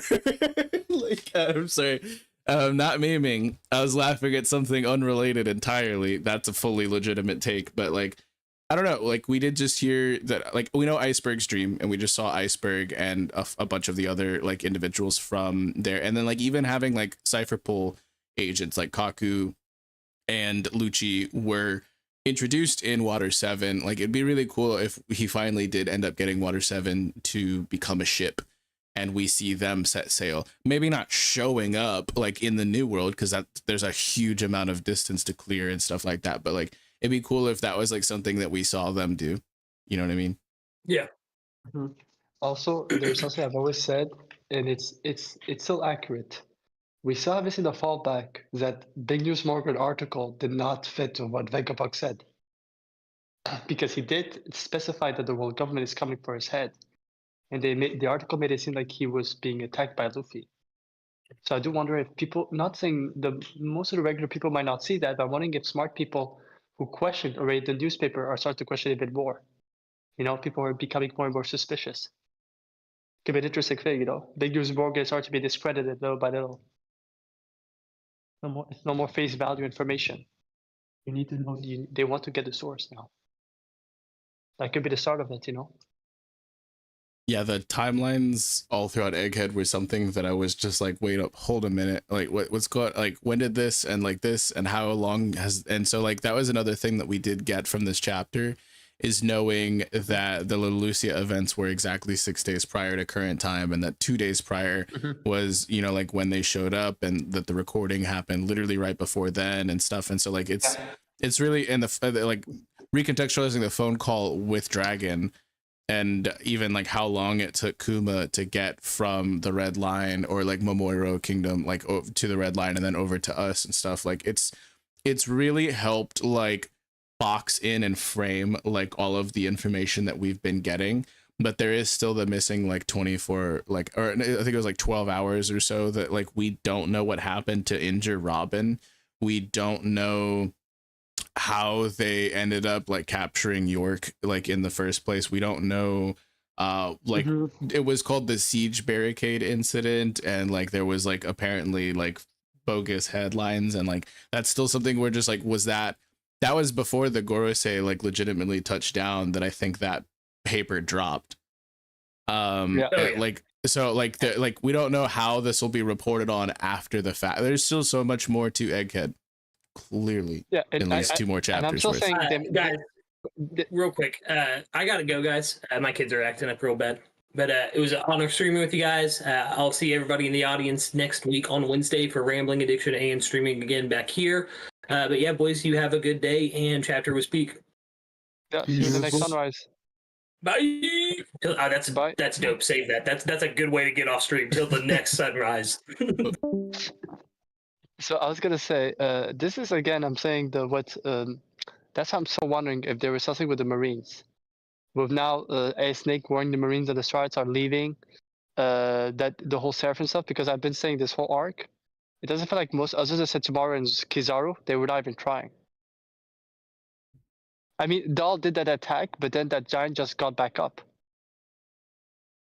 And Dahl wanted those Horus members to come too. So yeah, I do agree with Vex. There's still some stuff missing, and it could be connected back to the Marine side where it didn't make sense, with the satellites, with the Seraphims.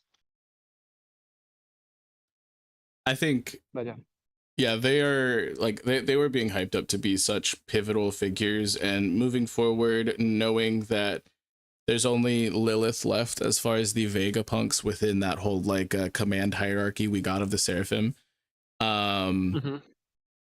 And then like a lot of people are also speculating like if Katarina Devon has the ability to shapeshift into Saturn, would she also be able to command them to the same level of authority as the rest of the Gorosei and things like that? And like Emu is not included in this hierarchy because supposedly, I mean, we can assume that Vegapunk didn't know enough about Emu, like, you know what I mean? So I'm wondering how this will all play out, especially like with the whole Empty Bluff situation and Cross Guild. And we still need to see a lot more from them. I think that's a sure win. Like absolutely 100% we are going to be seeing what's going on with Cross Guild in this post arc, right? I think everybody is totally on board with that. Mm-hmm. And again, Thriller Bark could be there. Like it could be anywhere. Like, sorry, yeah, guys. I think Cross Guild will be the most important one. I think it's more dangerous than even the Black Group Pirates, because depending on what Cross Guild does, it could change the tide a lot to this story. Because right now they're focused on the Marines, right? But what if, I've always said that, yes, there's bounty on Kube and all of them, but if at one point in the story they start changing their objective and they become more against world government and less on the sword members of the Marine, let them be free. So, they're literally as strong and they're very powerful. I think just having Crocodile, Mihawk, Mr. One, we don't know who else joins Cross Guild. Wait, who is that second name you mentioned? The Crocodile, Mihawk. Is that a filler? Oh, we're not doing that bit anymore. Sorry. Like, No, we're being serious right now. We're being serious, and we don't even know who else, because we always said that it could be a way for getting all Luffy's greatest hits. Former villains that Luffy would never vibe with, like Arlong or Doflamingo, but they will come back in that regard. So, I do think like they could be I think the expression is the black horse, right? They could be the black horse in this whole equation. That's an actual guy. Like, I'm sorry. Yeah, I'm really interested to see Akainu's reaction to this, actually, now that since we're bringing up like world government figures as well. Like the Cross Guild, I think we'll for sure get, I think we'll probably get Impel Down as well.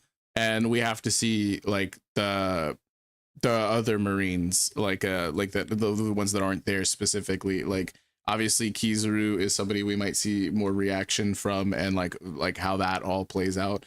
But seeing Akainu and Fujitora, and like Green Bull was just mentioned, dealing with shit like at Sphinx, and then also being seen at End of Wano and stuff. I think that there's so many other characters and these are also characters that we didn't see. Some of them we didn't see in Reaction Piece until like near the very end, like one of them. But like, so I mean, like seeing the Marines that's gonna be really interesting, because I feel like Akainu is like literally at his tipping point.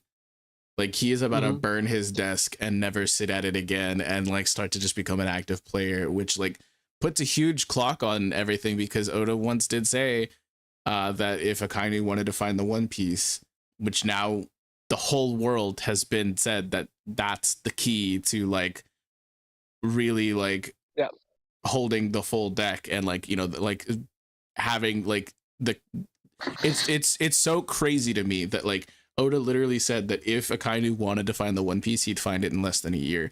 So if Akainu does actually mobilize after all of this fallout and things like that, that means that the story will be wrapped up in a finite amount of time. Like, you know, obviously we could assume, you know, that Oda is cooking on things and stuff like, but like it just gives us like another ticking clock, and it's a long clock, you know, up to a year worth of time. But still, that's crazy to think about. And we know that the Marines at least know somewhat. They're the ones who know the most about it because of what they said to Vegapunk, and that's in the Viz translation. In the Viz, they said, "Come on, Vegapunk, stop with your foolishness and those madness."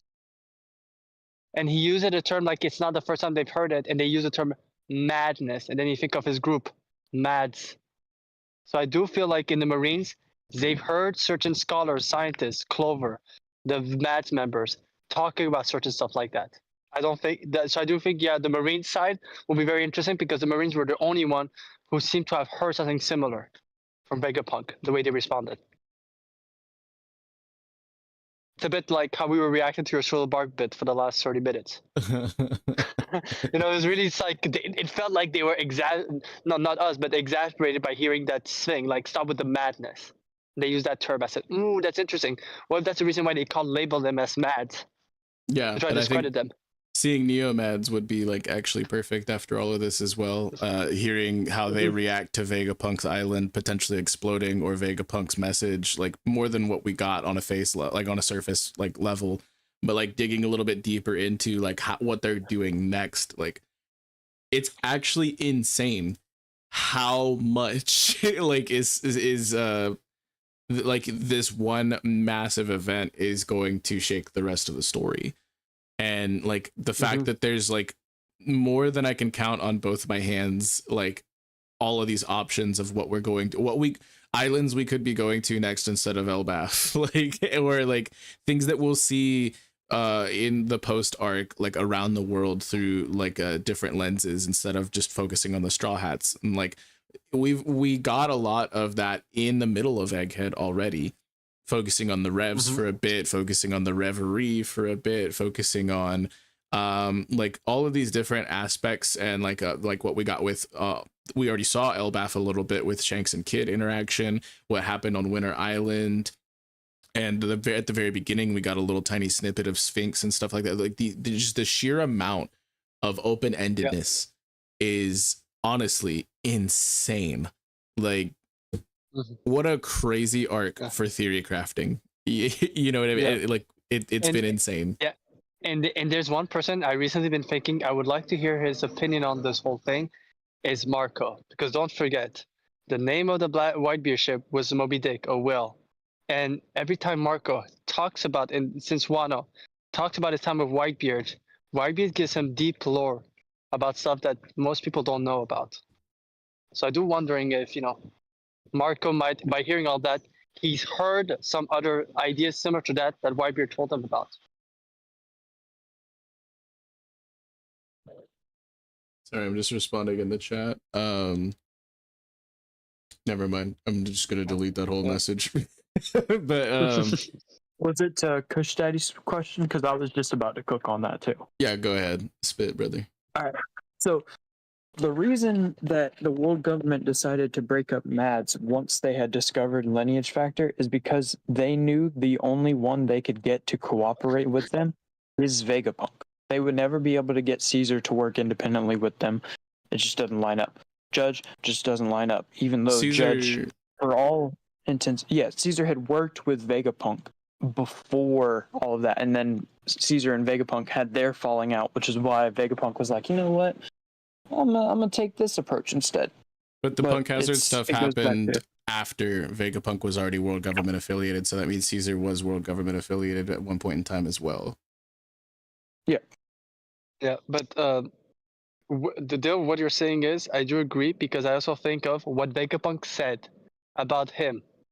When he talked about himself, even before the fruit, he said I was born with a special type of mind, brain. And so when I ate the brain fruit, it made me even more extra smart. That's why I said that it feels like, for some reason, Vegapunk is the only person, if they kill or get remove of, they can never regain that type of intelligence. You know, like they need Vegapunk. And I think Caesar Clown was just Vegapunk needed Caesar Clown. But for some reason now they have York. Think about it. Why would they be willing to get rid of Vegapunk? Because they're still gonna get a Vegapunk. It has to be what he was referring to when he was born. He said he was born just smarter than most people. Well, I Which is a he had crazy thing to also- say. He had just garnered himself with the greatest amount of reputation. Like, Judge was allowed at the Reverie, you know, like, and so he was like allied with the world government, at least to a point publicly, but he was also, you know, just the name in general, like the Vinsmoke name was like tied with like conquering of the North Blue like 300 or 400 years ago or something like that. And like, and so like there's like a bit of like something to take into consideration there from a public standpoint of them allying with like Germa Kingdom.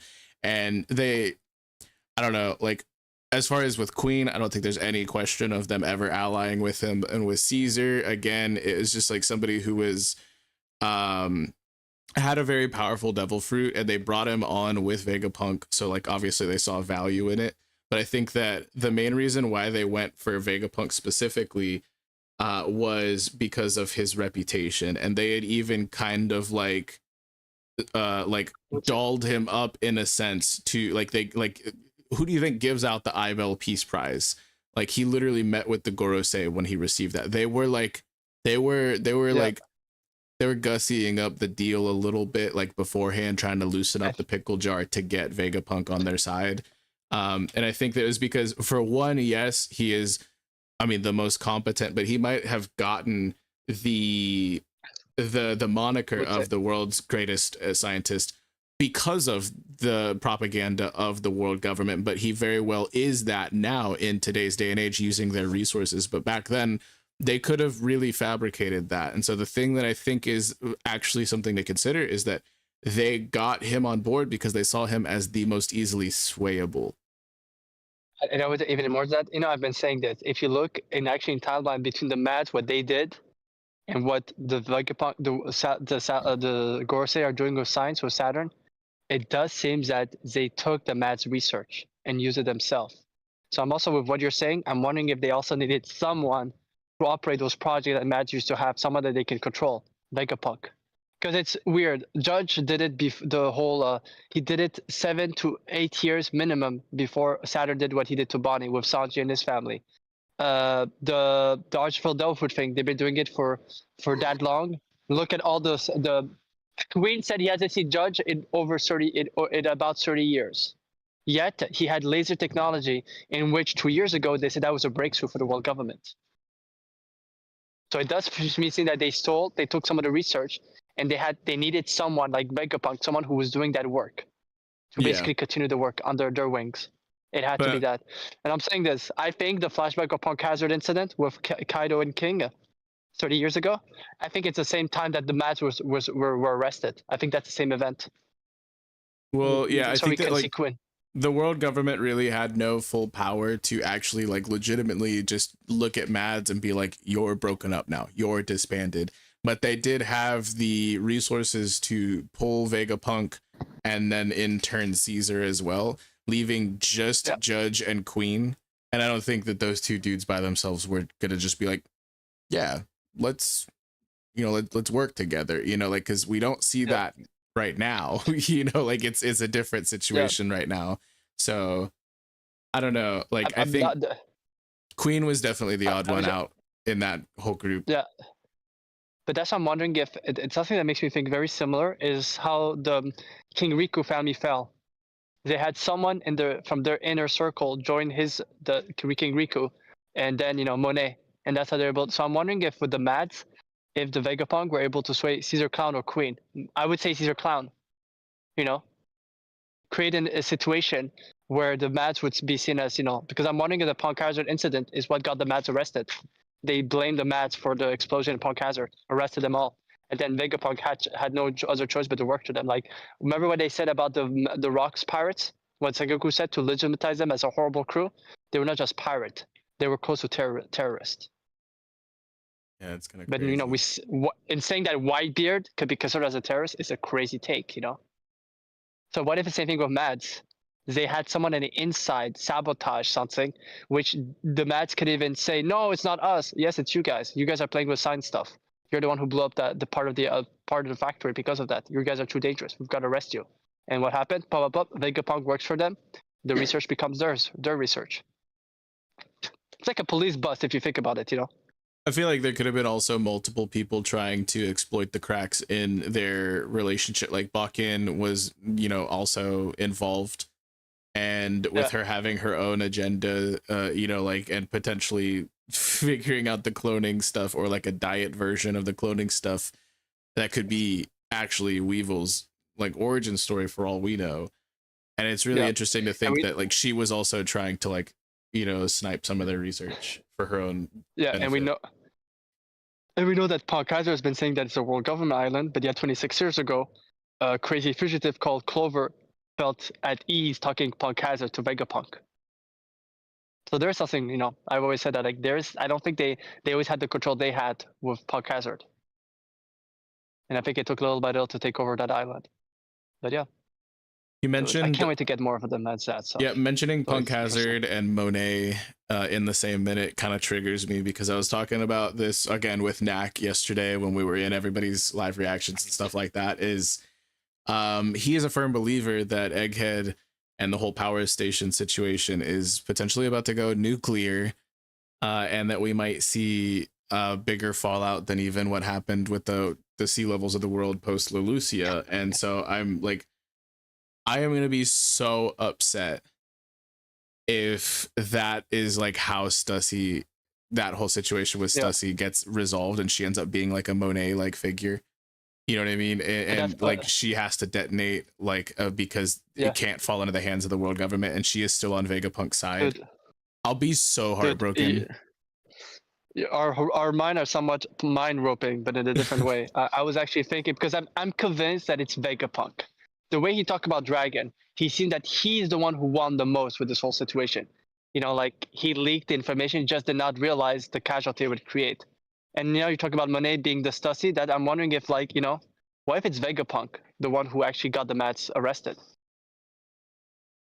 He was way too happy, and that cover story, he had a huge smile on his face. He did not look like someone who lost everything. So I'm wondering if Vegapunk created a situation where the Gorsei thought that they got one over Vegapunk, but Vegapunk wanted that. Like, think Yorick betraying them had to be something that all the satellites have inside Vegapunk. That part. It's not. I don't think it grows just out of Yorick. I think they all had the potential to betray one another, and she just represents that side of Vegapunk, that desire. This would have been before he split himself up into the satellites, so he would have had his evil and his greed still as centrally like formative, so I get what you're saying. And Stussy, for some reason, has such a strong loyalty for Vegapunk that even goes after the Cypherpole. Goes after Cypherpole and the Gorosei for Vegapunk. So I'm wondering if, like 30 years ago, Vegapunk with Stussy were the ones who sabotaged the Mats, not realizing the casualty of it, And now you're seeing regrets a lot. Stussy and Vegapunk are the two most characters who are showing regrets throughout this whole arc. We didn't see her during like all of the world tour reaction piece, right? Like we didn't see her at all reacting to Vegapunk's message, if I recall correctly. Only the Kaku things. Like it was isolated with the Kaku thing and well, crying. No, I mean like old lady, like bucking. No. We haven't seen her since she spoke to Marco. So that's a little bit curious, because she would have worked directly with Vegapunk and like might share similar sentiments as the Neomads people who were like fuming hearing Vegapunk's voice, but if she had a different reaction, maybe that would have given us more information. That's why Oda had held off on that. This is really interesting, actually. Yeah. Because whatever deal they had, she got Weevil out of it. She got a son out of it. Like, is it just Stussy or is it more to it? Like, I do think Vegapunk and Buckingham's old partnership all those years ago goes much deeper, Oh my God, Will. The Will of Dreams in chat said, what if Stussy tries to pull a Monet, but Vegapunk's gunpowder experiment changes the mother flame into a huge flower? That's insane. Kind of makes me think of like Boeing Archipelago, like the stomach baron. You know, like the that's wild to me that you just said that. Dude, all I saw is Venusaur's huge flower coming out of the bottom. Oh my god. I'm just thinking of the poor man's rose. You know what I'm saying? Ugh. Shout out to the Hunter x Hunter fans. Yeah. I think the one thing I think we saw on Egghead, and I do hope we get more to it, is the Vegapunk and Stussy storyline. There's still more to say to unravel, I feel, with those two ones. Yeah, I think it's so poetic that this whole arc we've been being shown that like you can't stifle like the will entirely of a living being, and like with the mechanized sea beast at the very beginning, and with the seraphim, like with specifically S Bear being a troubled child or a problem child, and like with S Snake still simping for Luffy and stuff like that. And so like it's really like interesting to me that like they've spent so much this entire arc. There's more examples than that, but like showing us that will is something that they had not figured out how to like fully like stifle, and that Stussy in being a clone would have had like an identical will, at least at the beginning, as like old lady Miss Bakken. But like, so maybe if there's like the like her struggling with like her own individuality and like her duty to her father like figure in Vegapunk, and like I don't know, like it's crazy to think about, like, and since I am bringing this up and that she does have such a high endearment for Vegapunk, does that also translate to old lady Bakken? Does she also hold Vegapunk in such a high regard, which could feed into what we were talking about earlier? And so I'm just like there's so much more about, like, we found out that she is apparently the first successful clone, and then Caesar was holding some mysterious like devil fruit, like, and like that has been one of the things all Egghead long, because that happened in the very beginning, literally on the front porch of Egghead. We get that, and I've just been like on the edge of my seat this entire time, wanting to know what is up with all of that. And if she gets Monet'd right now, I might actively weep. I would be so sad. Yeah, because I'm really curious about the first successful clone. That means that there were other clones that were just unsuccessful, and now I'm very curious of the age difference between Weevil and Stussy. Who is actually older? Because it could be Weevil, the one that we mentioned. But I think the unsuccessful one. I think Weevil, we have an actual age for him. If I recall correctly, we don't have an age for Stussy, but I think it would make a lot of sense if Weevil was older and he was a failed clone, whereas Stussy was the first successful clone. Is something that I've talked about that on stream before with you, I'm pretty sure. But that makes the most sense to me, because we do have an age for Weevil, if I recall correctly. It's Stussy, right? If I'm not mistaken. Yeah, so that would have been a while ago, because Judge wasn't like doing like genetically modifying his kids and stuff until like I think 24 years ago, because Reichu was born literally the same year that Roger was executed. And so like the whole like Germa clone army and stuff like that wouldn't have really started until probably around then, right? Or like even like later. So I feel like it makes the most sense for like the Stussy that we see to be around that age, you know, like, because Mads was still together. We know that they were not together 22 years ago, whenever Vegapunk was at Ohara, because he had already signed up with the government. So I would pinpoint it somewhere around 24 years ago, right? Yeah, around that time, exactly. So it's like because if I'm not mistaken, when someone questioned about a clone having a life, being a real person, both Stella said that to Stussy in that flashback of Kuma, and Buckingham Stussy said that to Marco so Weevil and Stussy. They said the same thing about them, that they're actual real people. They made a mention of it, so yeah, makes sense that Weevil is the unsuccessful one that they might be referring to. Yeah, so Will put it in the chat. Apparently Weevil's 35. So that's a long time ago. It fits perfectly. Like, And it fits perfect with the timing because created Judge talked about 30 years ago. yeah, Haven't seen Judge in 30 years. That the technology he has is even older than even the kids themselves. So yeah, it had to be Matt's time. And I do find the interesting parallel between both Stussy and Reiju. If you think about it, Fab Fatale, they're a both weird top 5. ability of yeah, and their I'm saying- the ability to secrete something. Pause. Yeah, pause. But you say I don't know how to say it without a bigger pause. But you know what I mean. Like it is interesting. Like what if having Reiju first was what they learned with creating Stussy for some reason. So I recreate the same thing they did with Mads, but himself. Well, I think they mentioned differently. they mentioned in Whole Cake that Reiju was also not perfected because she he hadn't figured out everything he wanted to because she still has her emotions, which Stussy does as well. Maybe too many of them. So yeah, you might be onto something there.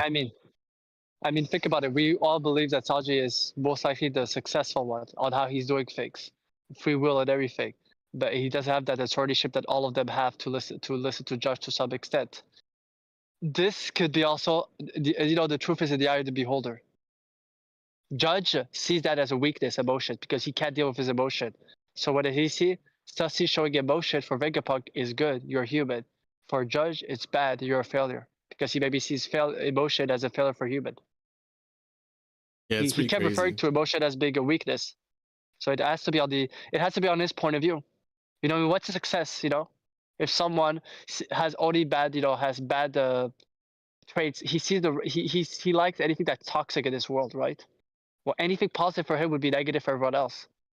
Well, I just think the main discrepancy is that Judge is seeing this as a tool, as a weapon, whereas Vegapunk is seeing it as life itself. You know, and so that's like the main distinguishing factor between their ideals and where they stand on it. We spent a good amount of time talking about all of this, and so with the post arc, what do you guys think we could possibly see from Impel Down? As we know that Weevil was on his way there, Doffy is there, and we just saw Magellan, right? Kind of freaking out a little bit. Did we see Hannibal? I don't know what else I don't know. They mentioned that Green Blood, they were pulling from a couple people in Impel, so Vegapunk does have direct ties to Impel Down as well, if you think about that, because that's how Shark was able to get the swim fruit. So who else do you think we might see if we do spend some time going through Impel Down? That's something that's been really, really interesting to me, because I wouldn't have even thought about the Doflamingo family until we got the reveal of Shark's Green Blood. So who else could potentially be involved in that arc, mini arc, if we get that?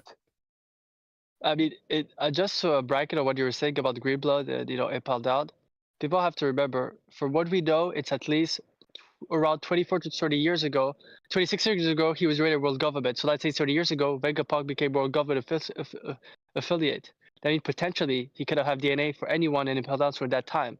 That is even older than Roger's execution.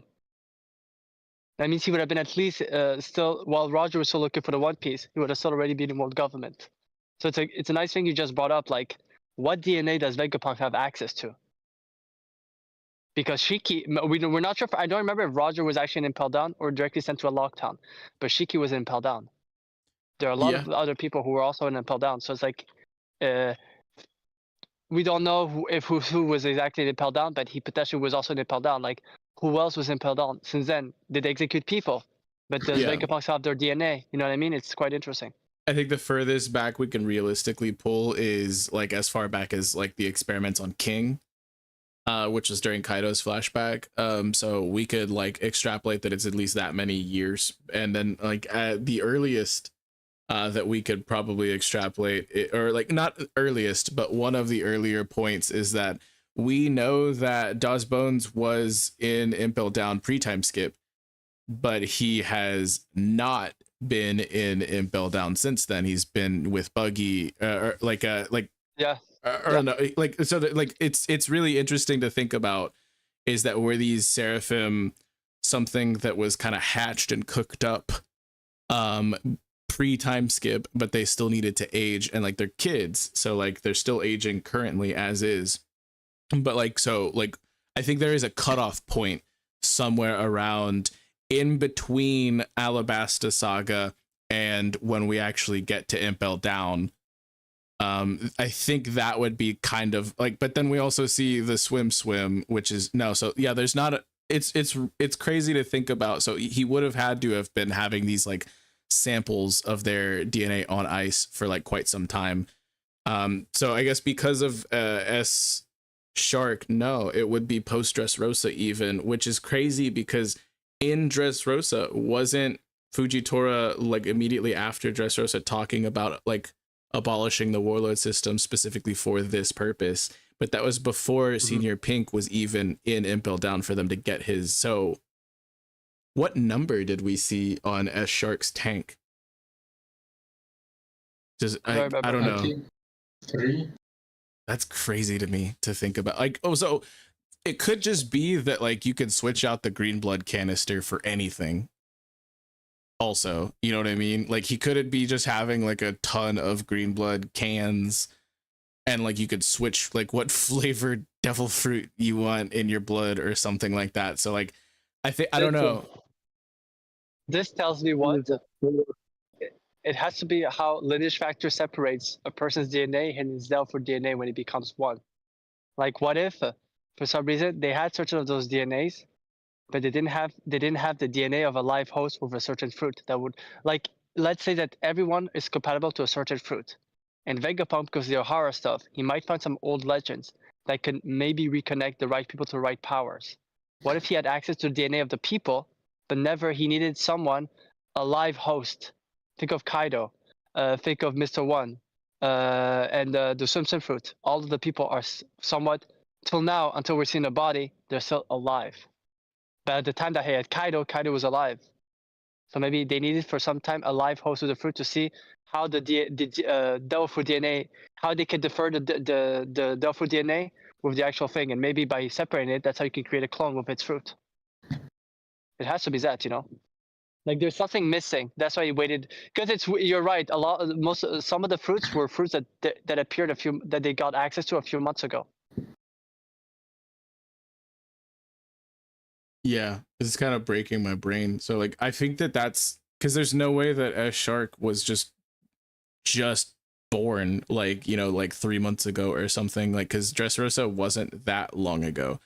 There was a little tiny amount of time in between like Whole Cake and Dressrosa, like I think it was like 2 weeks, and then like there's like literally like the next day I think after Whole Cake they showed up at Wano.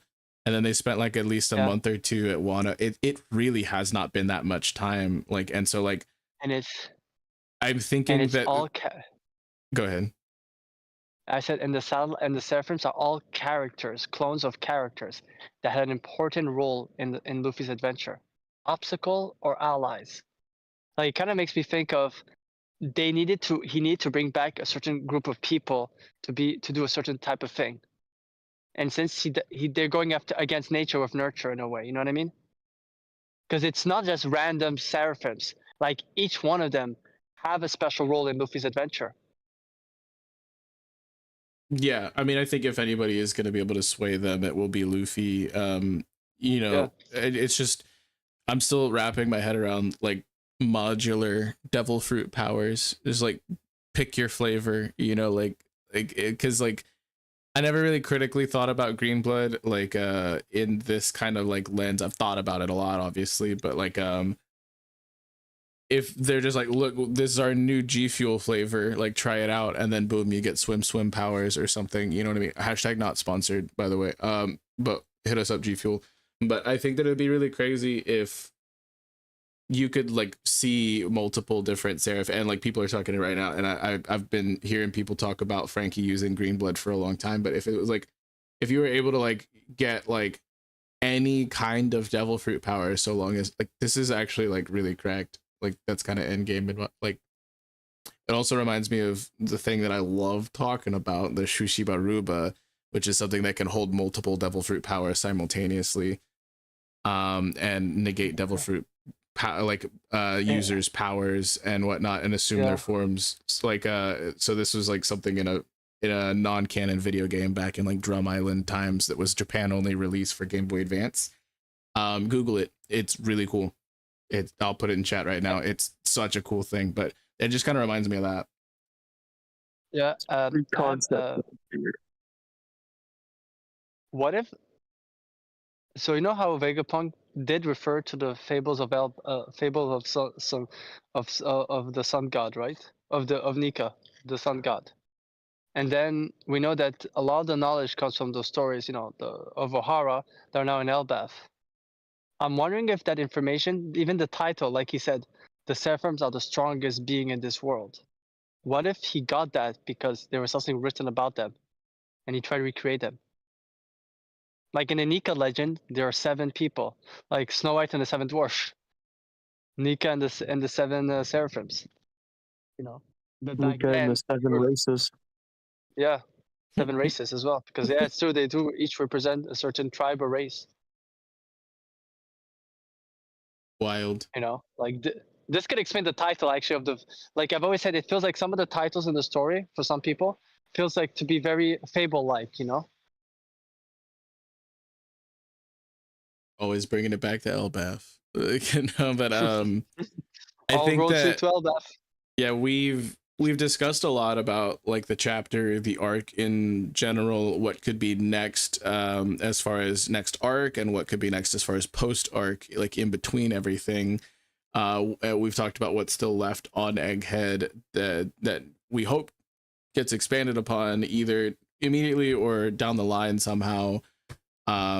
We've covered a whole lot here, and I think that without knowing too much, there's not much we can really say about Elbaf that we haven't already kind of like seen drumming around the community. But if you guys each had to like pick like one thing that you really, really, really need to see if we do end up on the shores of Elbaf in the next chapter or two, what's the biggest hype thing for you? So for me, it's because of how much I'm excited for Usopp. It was a thought I've been having it for a little while now, a few months. I would love the beginning of Elbaf, to the arc of Elbaf when they arrive there, to start just like Sur Village, where they see young giant kids looking at them. How they arrive Sur Village, and then they're introduced to Captain Usopp. And so like for Usopp, it's like even nostalgia, like it's like coming back to his second home, like of deja vu, like it feels like I'm at home here. Interesting. Yeah. What about you, Josh? You got anything like one specific thing that you're looking forward to most about Elbaf, if that's where we're going to next? For Elbaf, I think just seeing the for every arc, seeing the giant double page spread of just the environment. Oh yeah, just like the full island like view, because we like right now all we have is like the tip of the iceberg, like so I think that would be like really cool as well. Like we saw like a little tiny bit of like Elbaf from like 60 years ago or something in Big Mom's flashback, but it was like the smallest little tiny snippets, so I think that'd be like really cool as well. Excellent. And then what about you, Brother Dill?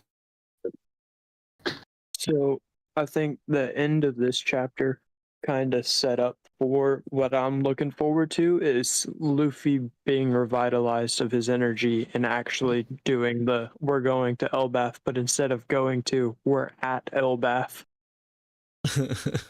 He's like late to the jump, Yeah. It's like he's like, hey, let's do this later. I can't do it right now. I can't enjoy myself right now, which is kind of the antithesis of what Luffy is, because no matter if he's exhausted, he's still been able to celebrate with the rest of his crew for no matter what, but this is the one time that he isn't able to. Yeah. I think for me, I got like goosebumps seeing how hype Usopp is about it. And like obviously figuring out more info on the Loki situation, which was set up back in Whole Cake, and a lot of us are thinking that there's Sky Islands, potentially in or around like the heights of whatever this most people are assuming it's a tree that's here on like the layout, you know, of the stream. This is like all we have to really go off of Elbaf scale wise outside of like what we saw in Big Mom's flashback. I think the one thing that I am like the most excited about is new Fitz.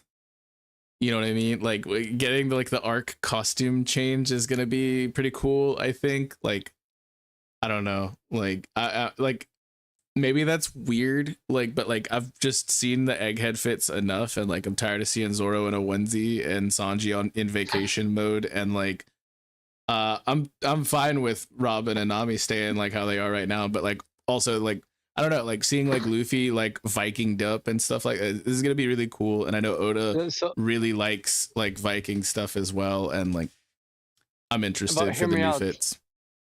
Hear me out. Funny enough, the style of fit that they had in Wano for at least the original Straw Hats, they were also the same one they had in some cover arts that were dropped years ago. And I know that Luffy and Usopp and I think Zoro have had cover arts where they had a Viking style, and they looked fire back then. I'm here for it. So it could be similar to, if it's similar to those ones, then it's cool because it's Viking at the same time it's One Piece Viking style, which is cool. Yeah, I think we've pretty much covered, you know, everything that unless anybody else had anything they wanted to bring up before we close out, but we'll be going to outros and we're right at about like the 2.5 hour mark. So this is W chat, W stream, W crew. But yeah, I think we cover art that he was talking about in the VC chat. Hell yeah. That's a great segue for me to say, but everybody make sure you join the Discord, link in the description if you want to stay a part of the conversation each day as we cook. We're not just cooking, you know, here on stream Wednesdays and Saturdays for you, but we also all have our own you know, voices in the Discord, and it's a wonderful blossoming community. We got like a couple hundred people in there, so hit up the discussion there.